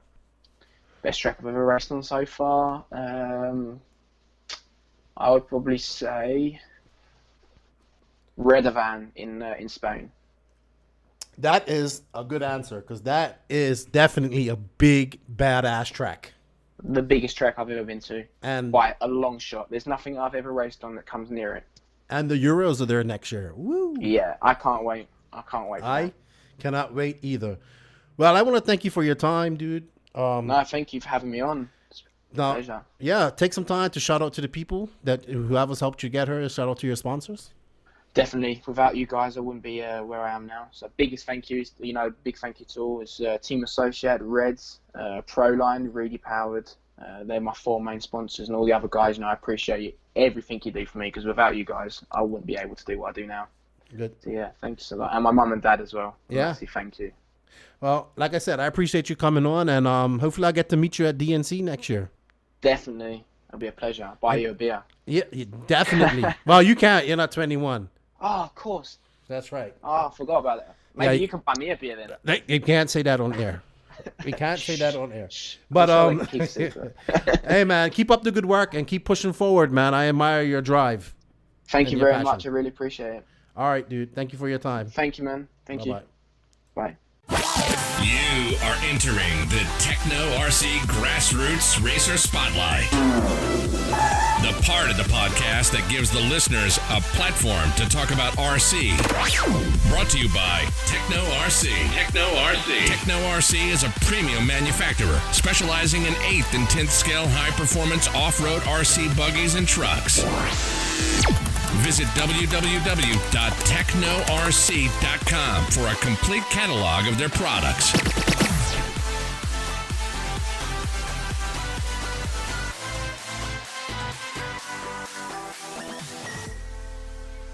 Welcome to the Tekno RC Grassroots Racer Spotlight. This is the part of the podcast dedicated to the guys out there that are working Monday to Friday, 9 to 5, or 5 to 9, racing on the weekends, club racing throughout the week, traveling to races, and, those guys out there that make it possible to have that these pro drivers can have a paycheck. This part of the podcast is dedicated to you guys. It's also dedicated to young up-and-coming racers to talk about where they're racing. And that's what I have this week. A young racer from Georgia named David Olsen. What's up, David? How are you? I'm doing good. How are you? I'm cool. Did I say your name right? David Olsen? Yeah. All right. Yeah, and I'm from South Carolina. All right. I don't know why I thought you were from Georgia. I'm sorry. You're good. I race in Phil Hurd a lot. Okay. So what part of South Carolina are you from? I'm from Moncks Corner, South Carolina. It's like 40 minutes out of Charleston. Yeah, I've heard of it. I have a friend that lives out there named Arthur, and he races at Moncks Corner track. Is that still there? Yeah, I race. That's my local track. Okay, all right. I always hear him talking about it. I still haven't really seen any pictures of it, but yeah, good stuff. All right. So you're 14 years old. You just raced this past weekend at the Georgia State Off-Road Championships at Phil Hurd Raceway, which the track looked really nice. Chris Fales and the track crew there did a really good job putting it, getting that track together. Yes, sir, they did. It was a great track. It was super fun. Yeah, how'd you make out this weekend? Third in Pro E-Buggy, TQ'd in one short course truck, and Truggy was a struggle. I had some problems in practice, and then first and second qual were DNFs. Third qual, I won, and that would put me 5th, but more unglued tires happened, and I ended up 6th overall. Okay. How long have you been racing for? How did you get started in RC? So so my grandma bought me just a toy car, and then I asked for one with the gun or the pistol grip trigger. Yeah, the pistol grip, and that was one with a super long antenna. And I was just playing around, and I broke the antenna. So we went to the hobby shop that we saw a couple weeks earlier, and he showed me a nitro short course truck. And I was like, man, I want to do this. Like, it looks so fun. I wanted to drive it, but, you know, I didn't know how to do anything like that. Mm-hmm. And then, so my birthday was coming up in a couple months, and so we went back, and then I told my dad, I was like, serious, I really want to get one of these. And so, and I started watching videos, like seeing the Mayfields and Cavalieri and Born Horse and all those guys. And I was like, man, I really want something like this. I'm going to try it. And so 3 months later, and I was playing with the toy like every day, showing my dad I really wanted to get one. And then we were researching it, and at first, like the first month and a half or so, I was wanting a nitro Flash because, of course, you know, big and loud and, you know, everything Which like is that. natural. I understand why you would want a nitro car, because, you know, that's the glory Yeah. here. Yeah, and I had no idea about the maintenance or anything like that. Mm-hmm. And so we saw these guys at another hobby shop, and he was like, get an electric, so much easier, so no maintenance, everything like that. And it was mostly about how long the battery lasted. So I was like, okay, we're switching to electric. And 3 months later, I get one for my birthday. And then I'm playing around with it, and it's super fun. And then we go to a track a couple months later. He picked me up from school. It was like a half day, and he was like, all right, I'm taking you to the track and see how you do with this. And it was super fun. It was kind of muddy that day, Mm-hmm. and I had, you know, the hard Traxxas tires that comes with the thing, so I had decent grip, and I was super fun. I obviously was really bad at it, but What car was your first car? Was it a Traxxas Slash? yeah, Traxxas / 4x4. Okay. And you know, we started on like trainer mode and everything, but I could do all the jumps and I came to Moncks Corner, because it's like just down the road from my house. So we're doing that, and I was bashing around with it in the backyard, and we made a little ramp, and then I kind of got out of it for a little while. Like it was just sitting in the garage, and I went to go play baseball, and then I got into scooters, and then I was like, all right, I really want to play around with this some more. And then the battery, it was like the one with the 6 cells. Yeah, the nickel metal hydride. Yeah, the NIM battery. And so we had to go back and get a LiPo, and then that made it faster. So now I got really hooked. And then my neighbor, he got a Mugen e-buggy, and he went out to the local track and was talking to Ed, the track owner. I was like, yeah, get a Mugen. They're the best. And so he went and get a Mugen, and he was like, all right, guys, we got to go racing. So a couple weeks later, we take our stuff out, and all I had was like a little toolbox, my charger, and my car, and I didn't think to bring a table or a tent or anything because we'd never even been to the racetrack. So we get to pit with him under his tent and everything, and I raced novice, and I ended up winning novice, and there was only like one other kid in the class, but you know, I was super happy about it. And then I'm like, all right, I want to do this some more. So we come back 2 weeks later, and for the 4th of July race, and I get second in novice. And then like that's where I started meeting all the fast guys, like this guy Jimmy Jam. He was nice to me, and he was like showing me the lines and everything. And you know, Ed started talking to me, and I got familiar with all the guys, and they were all just super nice to me. And so my third race in novice, I came back and I won it. And then they were like, wow, you should start racing short course truck, because I was winning it pretty easily. Mm-hmm. And so I started racing the 4x4 short course, and that was super fun. But as I started, you know, progressing and everything, the truck just wasn't handling or wasn't holding up like it should have been. And I was always worried about it breaking, and we were spending a ton of money on it, and it just wasn't working out. So about a year ago, we get Tekno SUT, and the first day out with it, the guys that would lap me once or twice in a qualifier, I was TQing over them, and I never broke. I haven't broken that truck but like twice in over a year, and it was just that was when I like was really hooked into it, and we were like starting to get really serious. Like we were thinking about getting an e-buggy, and 2 or 3 weeks into the truck, we were like, all right, we kind of want to get a weekend, but we didn't have any spare parts, so we were like, all right, let's stay home for a double header weekend, and I ended up getting second overall in short course, which was really good for me at the time. And then we went to Georgia State, which was my first ever big race, and I was contemplating running novice because, I was thinking, big race, all the pros are going to come out and everything like that. And I was like, no, Dad, I want to run with the big guys. Okay. So we do that. So you didn't run novice? No, I didn't run novice. That's good. So I ran with the big guys, and I won a heat, and I was my second heat is because I think the leader broke, and then the other guy that was gonna beat me, he like overheated or something, and I won it. I was like, oh yay! So in the main, I started second, and I dropped down to last because how all the starts go. I dropped down to last, and me and this other woman, we accidentally hit each other, racing incident. And but like 2 laps later, I picked up like 6 positions, and I was, pushing really hard. And I kind of like chilled out. I stayed in 4th for like 4 or 5 laps, get up the 3rd for a lap, and then boom, 5 minutes into the race, I'm back into the lead. I ended up keeping the lead the whole time, and I won. And then I was super happy. All the guys were cheering me on, and I ended up like crying, and I was hugging my dad, and I hugged my dad on the front straight. Apparently, like it got like 15,000 shares or something like that. Oh, that's Facebook. cool. Yeah, about That's how cool. like this is how racing should be. And then I got a moment with Mike interview thing on Live RC. He did a thing about me Oh, yeah. and our I'm picture. gonna have to go look that up. Yeah. I think my dad has the picture on his phone. I could probably send it to you. Cool. But you've been traveling quite a lot this year as well, haven't you? You went to PMB this year, I believe. Oh no. I haven't gone to PMB this year because Okay. we were still just shaking down the e-buggy then. Okay, And, but you've I traveled a hadn't lot, really- like regionally in South Carolina, like the I saw you was Yes, I racing. have.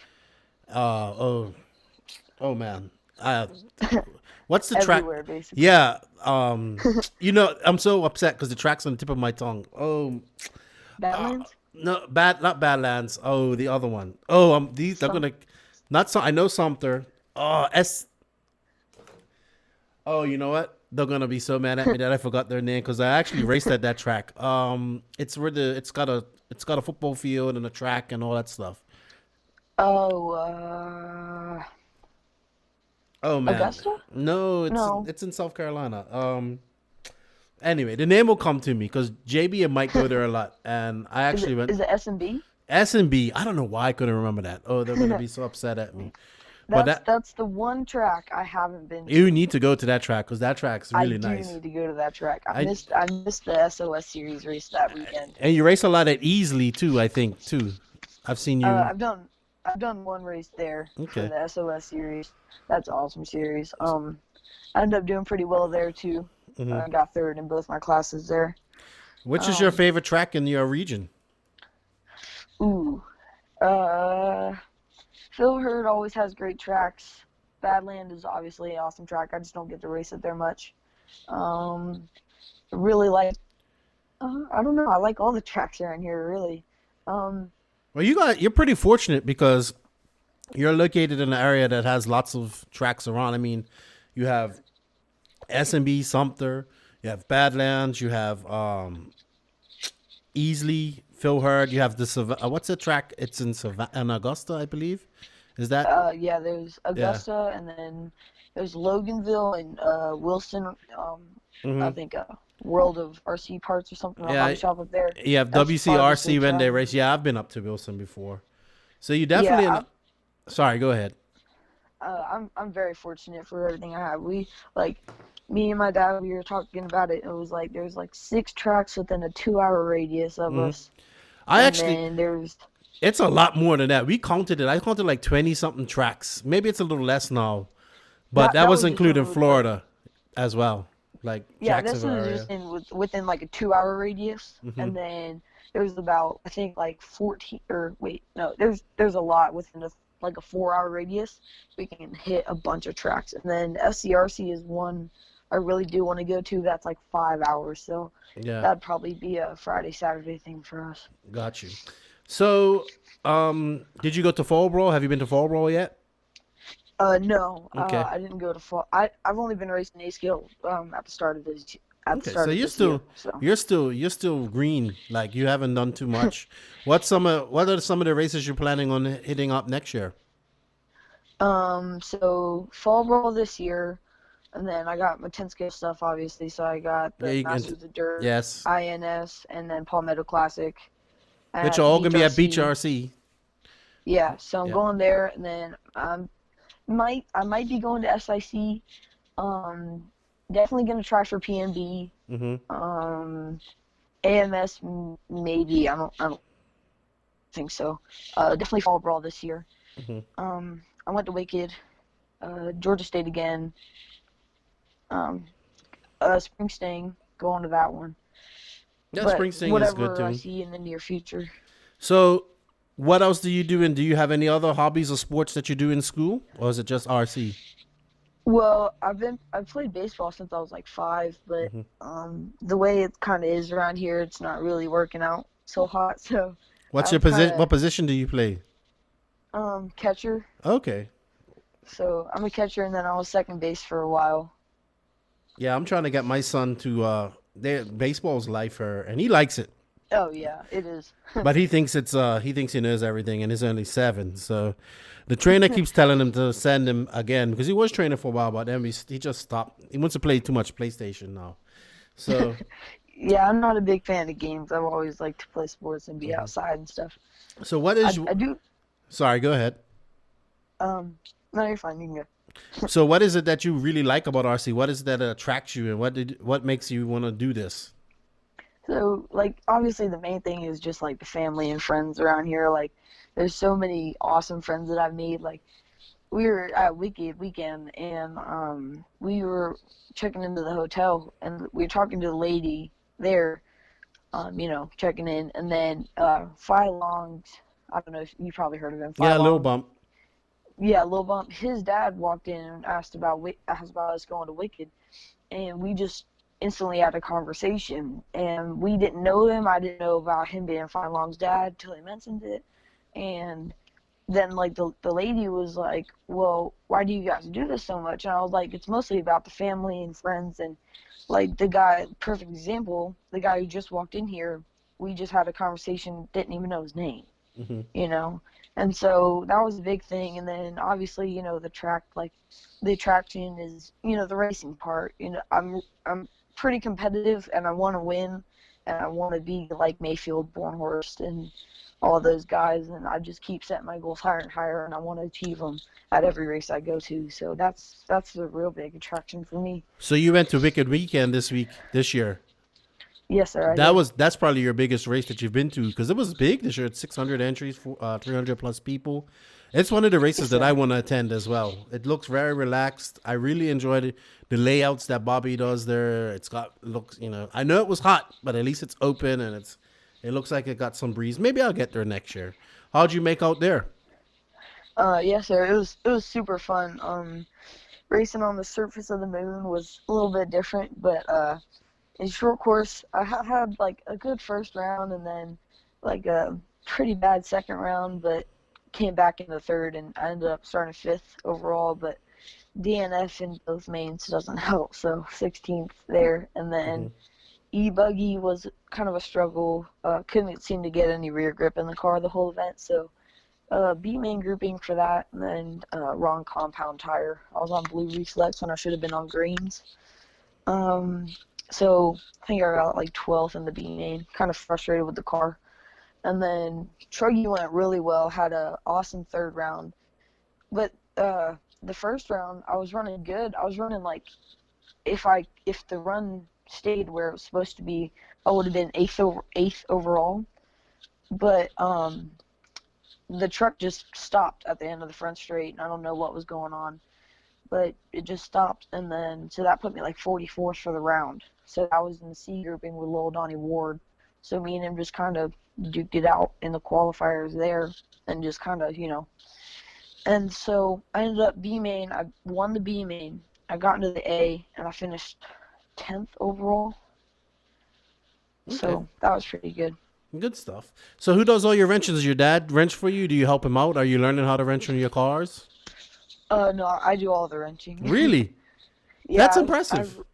I rebuilt all my cars for ENATs. I rebuilt all my cars for Wicked. I didn't really have time to do it for Georgia State because I hurt my wrist on Monday. But no, I do all the wrenching, do all my disc shocks, glue all the tires and everything like that. So Yeah. he does help a lot when I have a problem, like if I have a stuck screw or something. I need just the big muscles for or something. Where did you learn how to wrench? Did you learn from your dad or just? Just kind of doing it on my own, I guess. I mean, I've watched the tutorial videos. Like the first time I did my shocks on the tracks at Slash, my dad helped me then. But I kind of we put it in our living room or in our dining room because we never used that room, and that's kind of been my thing to just go in there and listen to the podcast and wrench. And I watched a ton of videos and got a ton of help from people. And at first, it was kind of scary. I was like, oh man, I'm going to take my disc apart. I hope I don't mess something up. But now I can just do whatever and it's fine, That's impressive. And I'm starting to learn more setup stuff now. And now the other kids I see at the track who are like, their dads are doing all the work for them, I should be like, yo, you should go clean your body or something for him or, help out. Yeah, they should. But that's pretty impressive. Does your dad race at all or he just supports you, like helps you out at the track? Or does he any interest to race? He tried to race. He tried to race and he got a Slash built for him and everything, and we were out practicing one day and I let him have my truck because it was a little bit slower, and then I just took his truck and I started whipping it and doing some other stuff with it, having fun.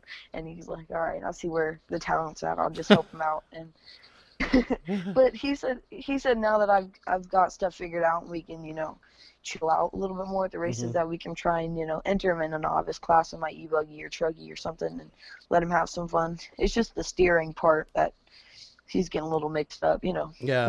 the normal. So I noticed you're all electric, e-buggy, e-truggy, and short course. Are you planning on getting into nitro? Because that's the glory. You're gonna have to start racing nitro. Yeah. Yes, sir. I'll be getting. I got my nitro cars 2 weeks ago.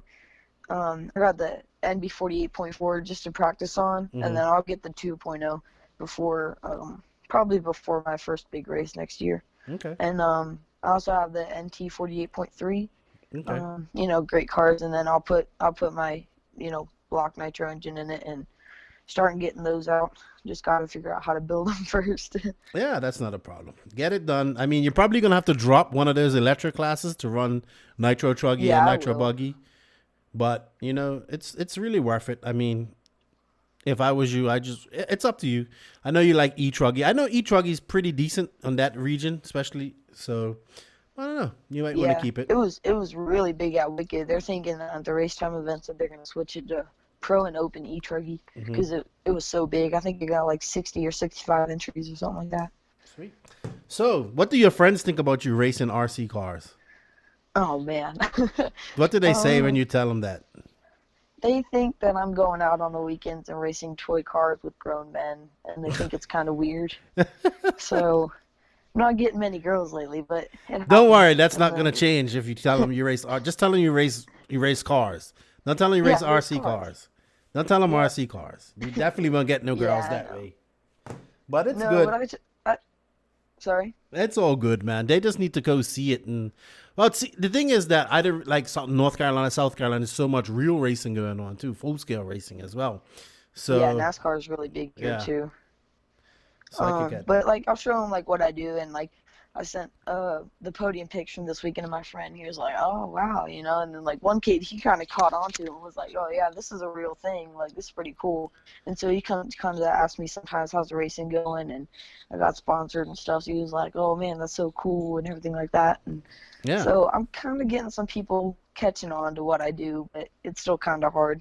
Like I'll show them a Mayfield video and they'll get all excited and, oh my god, he's jumping the huge jumps and going super fast, and then and then I'll explain it to them what I actually do on the weekends and that I'm not as good as him, and they'll be like, oh okay. But sorry. Is that your favorite driver, Mayfield? He was always someone I looked up to because, you know, it was just kind of getting into it. I wasn't sure, like, I didn't know everybody like this now. He's Ronnie Lutz plays a big factor in what I do too, because I always watch him and root for him. But Mayfield is definitely one of my top 5 drivers that I do like. So you like Lutz? Say he's your favorite driver. Lutz, Mayfield, Bornhorst is pretty nice to me. He gives me tires from Marshland for him, so that's pretty cool. And I met Tebow. He's pretty nice. And Spencer Rifkin is on my top 5 too. He's been pretty nice to me the last 2 events I've seen him. So that's cool. Most of these guys are nice, man. I don't care what anybody says. They help out people, and you know, if you turn marshal, they'll always give you a set of tires or something like that. So that's cool. Are you planning? Would you like to get out to the West Coast and do some races out there, like DNC, Silver State, anything like that? I would love to do something like that, but that's probably like a 2021 thing when I get some more sponsors and stuff, because I've only got like 1, maybe 2 like real sponsors. Yeah, but you know what? It doesn't matter sponsors. It matters just getting out there and doing it. Yeah, but I've also got to worry about like school and money and stuff like that. So yeah, we all have to worry about money. That's one thing for sure. Yes, sir. Yeah, but it's cool. You should try and get out there. I definitely will. But you're still young, so you have time, and yeah, good stuff. Well, I know we kind of run overboard on these here, but keep up the good work. You're going to Masters of Dirt in a couple of weeks. No, next month. Sorry, end of next month. I might actually go there. We'll see what happens. Brent wants to come down, and I've never really been to I would like to go and see a cool race at his track, because Brent has, you know, Beach RC is a really nice facility, man. Doesn't get as much credit as people should give it, but it's really nice, and Brent and Lucas and the guys put a lot of work into it. So before I go on before we guys cut this short, would you like to say thank you to anybody before we sign off? Yes, sir. I would like to say thank you to Tekno RC, big sponsor and a big supporter. Huge thanks to my dad for everything he does and all the money he spent on me lately, and everybody who's helped me, Patrick Rossiter Jr., Chris Vail, John Bernard. If I'm not, thank you to everybody, and see you at the races. Hey, now, does your dad make you get good grades to race and all that stuff? Yeah, I mean, That's good. good. A's and B's are always good, but they can always be an A, and as long as I don't have any missing work. Yeah. So that's good, man. You That's good. Well, I appreciate you coming on the podcast, and I'm glad that you listened to him. I think that's cool. I'm so shocked that you young guys are not listening to us drone on about RC for so long, but that's cool. I hope you learned something from it too. Yes, sir. Yeah. I do. I love this 4-hour. I'll listen to your 4-hour podcast. It's a sport, right? It's a sport. It's sport, right? It is a sport. Oh, thank you. It's a motor sport. It's not just a hobby. I agree. I agree with you, man. Well, I appreciate it, man. And keep up the good work. Keep pushing forward. Get yourself running some nitro, and you get some glory. But have fun. That's the most important thing. And keep learning. I like that you wrench on your own stuff. And just keep doing that, man, because there's lots of kids out there that still don't wrench on their own stuff. And it's a shame that they don't. Yes, sir. Thank you. All right, bud. I'll talk to you later. Have a good evening. You too. All right. Thank bye-bye. you. Euro RC. Just RC. No bullshit. No bullshit. We now head into the JQ Racing Rant. This is the R-rated part of the podcast. We understand if you don't want to listen to this part, or you have young kids that are in the industry or in the sport that do not want to listen to this part of the podcast, that's fine. This is not meant to offend anybody or anything. It's just our rant. It's uncensored. Well, sometimes it's censored because sometimes we go overboard, but it's meant to emulate how we act in the pits amongst each other as adults, talking smack, banter, jokes, cursing and whatnot. So, not to offend anybody, and not to have anybody be upset that their kids are listening to stuff like that. I put this disclaimer before we go into this part of the podcast. So if this ends your podcast listening for this episode, we thank you so much, and we appreciate your support. If not, please enjoy the JQ Racing Rant. We are now at that point of the show where you should fasten those seatbelts and put your big boy pants on. Whoa. Things are about to get serious. It's time for the JQ Racing Rant.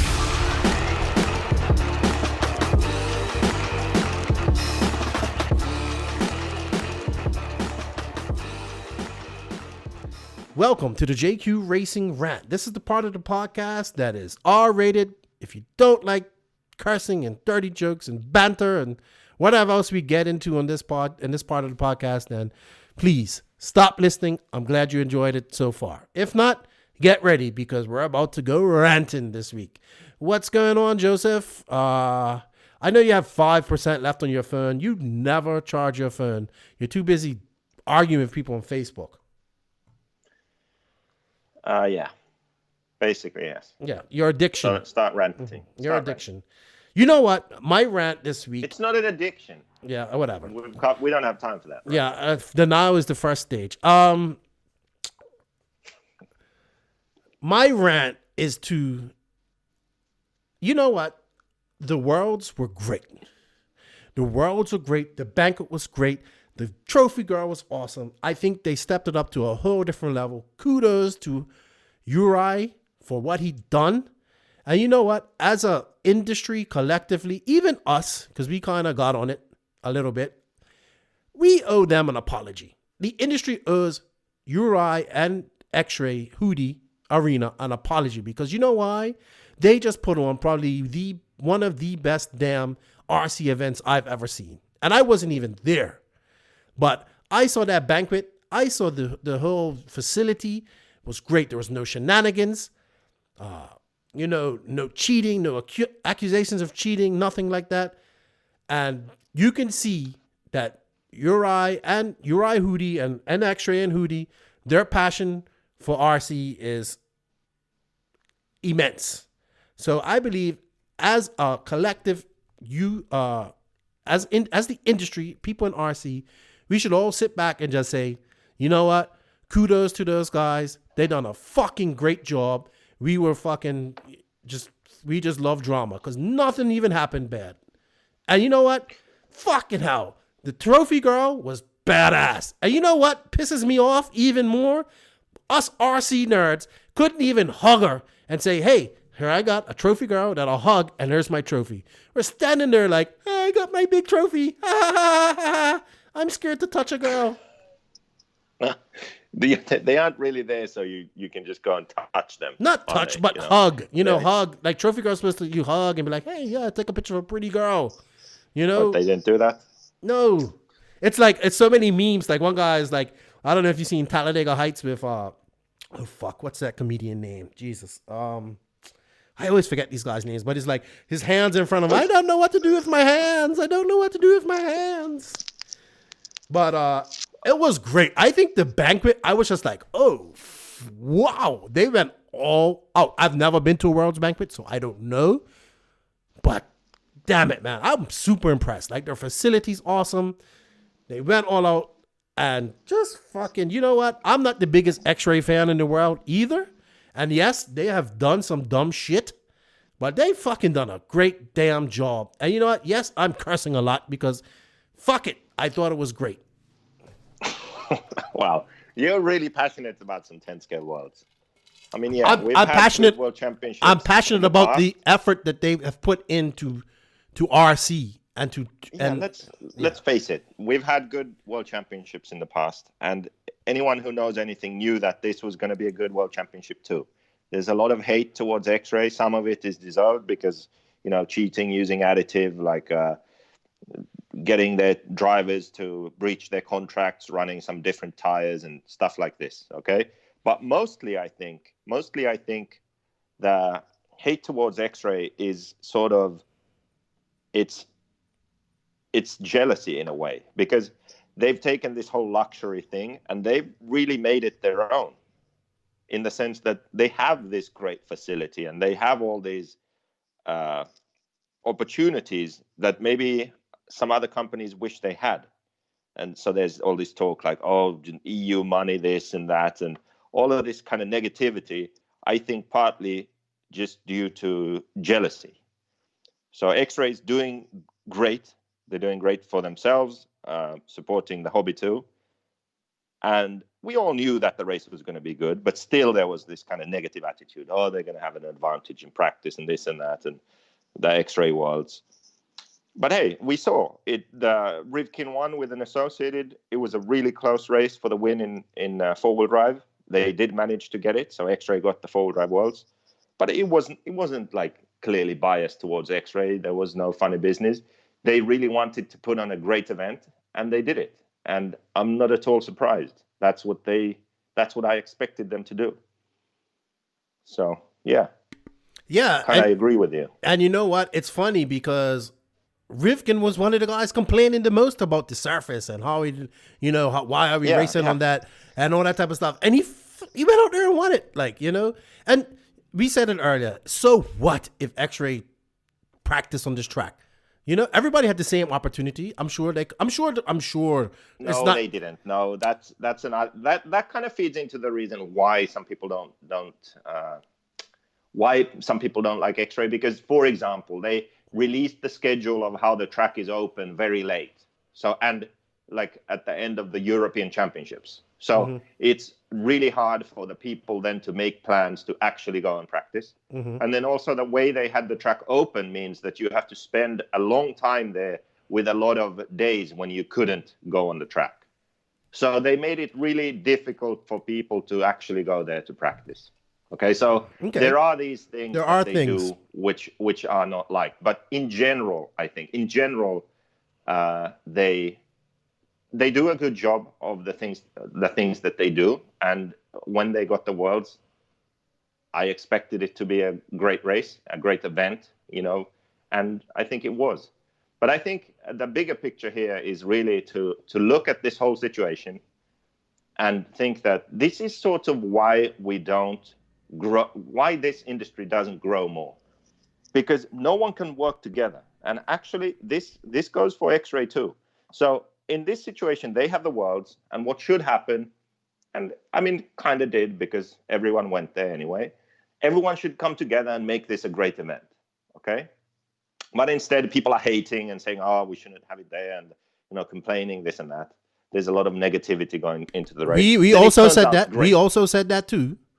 We said it. I said what? We also talked about this on the rant, and we were like, we don't know. We are guilty of that too. Us on this podcast. Yes, yeah, I think so. So anyway, a lot of negativity, then it turns out great, okay?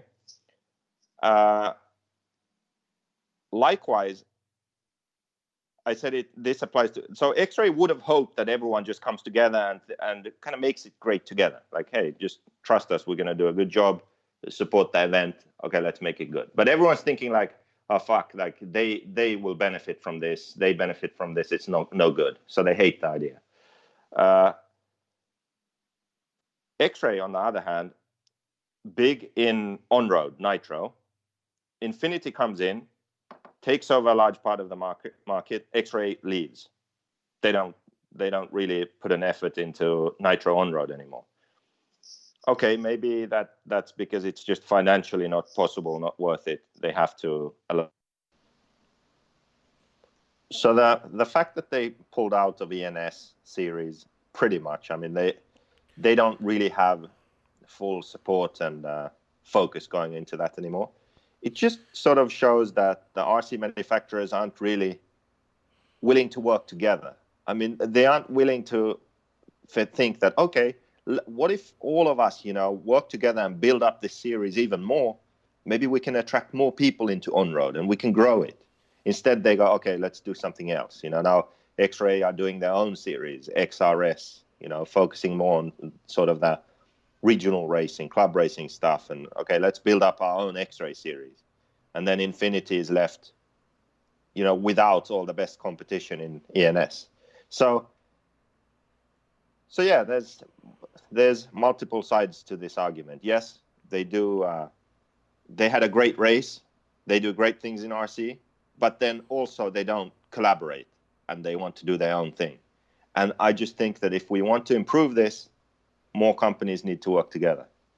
And actually, one thing about Hudy is, yes, a lot of people don't like the brand, because of things they've done in the past and how Uri is very stubborn, hard-headed, does things his way. Kind of reminds me of someone, actually. Yeah. You know? Yeah, someone that... But, but he is able to get things done. I mean, look at the X-Ray brand, the company, the facility, everything that's going on.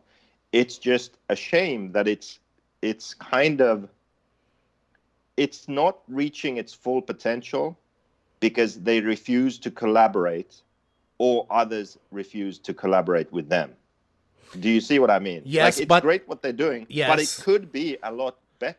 Yes, but you can also learn from them yourself, because you and Uri are very similar, except the fact, like, you're very similar. You're both hard-headed. You both want to do what you want to do, and you don't give a fuck who you rub the wrong way, apparently.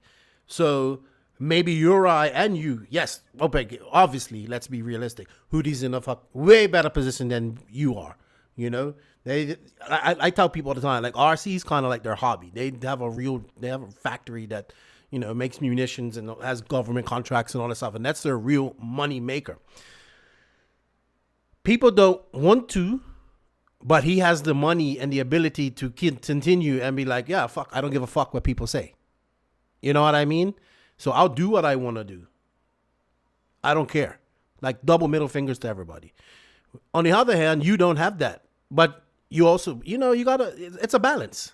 So what you're exactly saying about Uri, I would apply to myself. But at the same time, we need to stop getting fucking offended at everything too. Well, there's no situation where I'm not willing to work with other companies. Yeah, but when you want it your way, you want it your way. You have to learn to bend and move and stuff like that. What do I tell you all the time? It's 2 ways to kill a person: a sledgehammer or a scalpel. Be a scalpel. So, you know, but who should I kill? Yourself. No, I'm just saying, like, yeah, I fully understand that, but you know, they have their successful company. They've won world championships. I think what really surprised me the most was last year when they won the Euros, how excited he was. Like, I guess that's their first. Is that their first? Yeah, that's their first 8-scale Euros, I want to say. No, they won with Yannick. Okay, so they went with Yannick, but they were super excited. Like, it was the first time they ever won. I remember you sharing that video and stuff like that. But yeah, maybe people will start playing with Hudy more now. You know, he definitely, with this whole thing, he was like, all right, I'm going to show you guys what the fuck event is going to be like. And he did it. And you can't get away from that. So. Yes, sir. But are we going to ever cooperate? Are we going to get over the fact, like, are people going to get over the fact that Uri is very similar to you? And you and him are very similar? You both have your differences. Are they going to work with him? Then people should, like, it doesn't matter. Like, this is the thing about it. Like, it really pisses me off. The world is made up of all different people. Yes, should you shut the fuck up sometimes and be quiet? Yes, of course. I tell you that all the time. You say, well, not everybody has to hear the truth all the time. People don't want to hear the truth. Ignorance is bliss, you know? But yeah, man, I would actually take the advice that you just gave to Uri and just said about Uri and apply it to yourself at some point. Yes, you want to work with people, but you got to be like water, like Bruce Lee says. You got to be like water. Yeah, water that's flows. not the advice I gave, though. All right. Well, that's my advice to you. But yeah, that's better. You can give me some advice. Yeah, but you don't fucking listen. But it's not what I just said. But yeah, people will work with Uri. Like, he's got world championships. He's got a badass facility. Just put on a great race. What's next? Like, I mean, I'm sorry, I'm gonna go back. Man, I must go to Slovakia one day because, well, the facility is awesome. Looking at the pictures that people were taking, it looks like, you know, it looks like an amazing place to visit. Looking at the trophy girl, she looks amazing too. I'm sorry, I keep going back to the trophy girl, but she was cute. Like, yeah, let's stop talking about the trophy girl. Let's make this point even clearer. So it's fine. Every manufacturer can have their own series if they like. That's no big deal. You know, there can be a Kyosho series, a J Concept series. X-Ray series, you name it series. Everyone can have their own race series. That's fine. That's great for them. We need regional, local racing. We need support. We need the top drivers to race locally also. Awesome. But that shouldn't be it. That shouldn't be the pinnacle of RC racing. There should be something bigger than that. Everyone has their own thing. Then there should be something bigger where everyone joins in, everyone chips in. That should be the image, the face of the sport. That's where that should be like Formula One, and the rest are the local series, national series, and stuff. You see my point? Like, Yeah, I agree. when everyone just thinks like we'll do our own thing, it will never grow. It will never become something greater than what it is now. And that's what annoys me and frustrates me when you look at what they are capable of doing. Look what Hudy is capable of doing. But then, okay, they organize the Worlds. When is their next big event or anything going to be? Never. 8 years away. Like, they could do so much more if the companies in this industry decided to collaborate instead of just fight each other. Yeah. That's kind of my point. It's kind of like, And I think this is a good example of that. I'll use another example. We've talked about it before. It's kind of like too many tracks and not enough racers. And tracks fighting over weekends to compete for 50 racers. The only people that lose are the tracks. So, hey, I don't like this track, so I can do a better job. I'm going to build my own track. Oh, damn, it's really not that easy. Man, I'm struggling to get racers. Track closes down. Somebody's disgruntled. You know? Yeah. Yeah. It's just like everyone, even okay, let's say California, because I've spent winters there, so I know how it goes. But so they have different tracks, okay? And before, when I used to go there before, there was always club racing. And the top drivers would also go club racing, and it was really fun. There are a few different tracks, and there were club races at these various tracks, and we would race. That's good. Well, then it changed, and then it became like everyone has to have a series. There's a JBRL series, okay? Then there's a Grassroots series, and then this track has a series. And suddenly it became to where there were so many different series races that there was no club racing anymore. And that's really where the fun starts for people. You know, they get into racing, then they go club racing, and it's a lot of fun, and then they get hooked. But when it becomes sort of a JBRL where you get 2 qualifiers in the main and you spend all day there and half the night there, it's not as much fun anymore, especially if you're new to the hobby and you don't really know what's going on. So we're trying to transform into another rant. The point of that sort of is that there also what happened was that instead of the tracks working together, they tried to create their own things. And instead of race promoters and all of these organizers working together and figuring it out, they wanted to do their own things. They all wanted their own series. They all wanted their own races. And it stopped being where the tracks would race on different days and everyone could go everywhere. Well, I did see that Revelation had a really healthy club turnout this week, which I thought was cool. Yeah. They got like 54 races. Look back last weekend, last Saturday, which was fun. I'm all for club racing as well, but I don't know, man. All I want to know, all I have to say at the end of this is that Hudy Arena done an excellent job of hosting the Worlds. There was no shenanigans, not yet, that we don't know of or we don't heard of. Everybody's fears were for, we love drama, so of course we're going to talk about it. And as a collective, the RC community owes them an apology because they did a great job. And they won. In their home, they won, which they should have. You know what I mean? I'm sure they would have liked to get 2-wheel drive as well, but, they did it. But yeah, congratulations. That is how an event should be run. How about the banquet? Like, the banquet looks really cool. Like, they had the traditional Slovakian dancers, and then they had that background, and it looked really nice. It should have been a black tie affair. No hoodies allowed. That's what it should have been. Should have had to dress up. Everyone needs to bring a suit to the Worlds. Or something. Just dress up in something different besides hoodies and frick. I get it. You just it must be directly after, but make it nice. Like, be professional. Just, it's nothing wrong with wearing something nice. Like, I'm sure these guys have some clothes they can take. I would have made it mandatory. Dress to impress. Dress to impress. You don't have to have a suit, but look good. Fuck. I don't know. Yeah. So the hairdryer worlds beat out all the worlds for the best event so far this year. It looks like best place, banquet this year. Yeah. What other worlds have there been? Sorry, the other worlds. Not saying that they didn't do well. I mean, the best event this year. Sorry, not just worlds. I don't know about best event, but yeah, best world.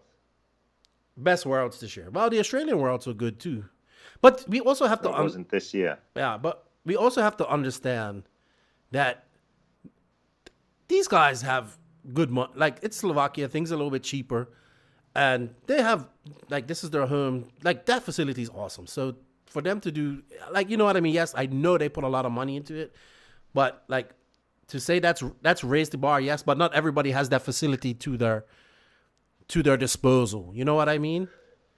Yeah, but you know what? It was the Worlds, and I don't know. The industry can't be doing very well, because where was the coverage? There was like a serious lack of coverage at this race. There was. RC Racing TV was there. They streamed it. Other than them streaming it. Oh, you mean like written coverage, like pictures and stuff like that? Yeah, like what was going on? What were people thinking? How were people doing? J Concepts was there with Just Thomas don't know. Tran. J Concepts was there with Thomas Tran. They did a lot of interviews. And I think another company, Raceway One or something, was there. But everybody was doing live streams, and yeah, J Concepts did a good job with the interviews. No Neo Buggies, Circus RC, Red RC, nothing like that. You know, man, honestly, you can see, like, Circus RC does a good job, but Phil really did a lot of work in promoting races. Yeah. It really is missed. Like, he would go to races, Neo Buggies, pit walks, and all that stuff was so cool. So cool. Really is missed. Yeah, now you can really tell the benefit that Neo Buggy brought, especially 8-scale off-road. Yeah. I'm not saying that these other guys aren't doing a good job, but Phil just, like, he was on it. Like, when he was there, he was snapping pictures and doing things and putting together. And, you went to Neo Buggies for all your updates. And Circus RC's doing a good job, too, when he gets to events. But you just kind of missed. And it's not going to come back, because I don't think Phil's ever coming back to RC. Yeah, I don't think so either. But anyway, we're done with this rant. Yeah, we're done with this rant.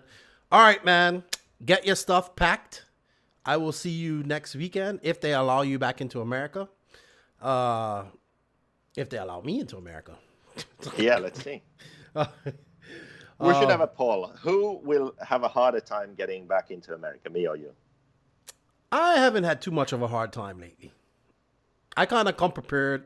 I have my passport. I have my return ticket, like, already printed out. I have my ESTA already on my phone. So I'm like, yeah, here you go. Boop, boop, boop, boop.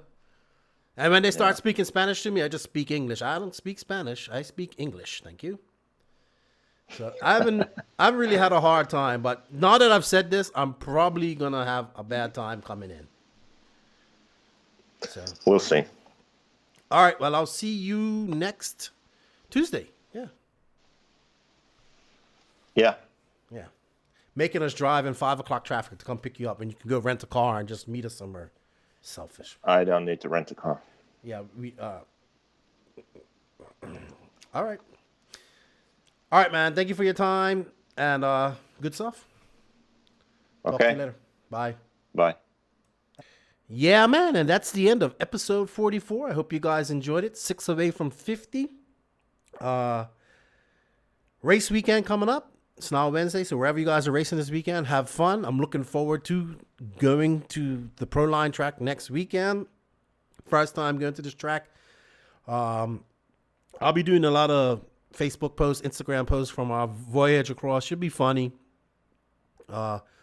Going to be lots of things going on over the next few weeks. So keep a lookout on the podcast page, on my personal page. And I just want to say thank you to all the No Name RC podcast listeners for support, man. It's really appreciated. We can't do it without you. We strive to bring you guys content every week.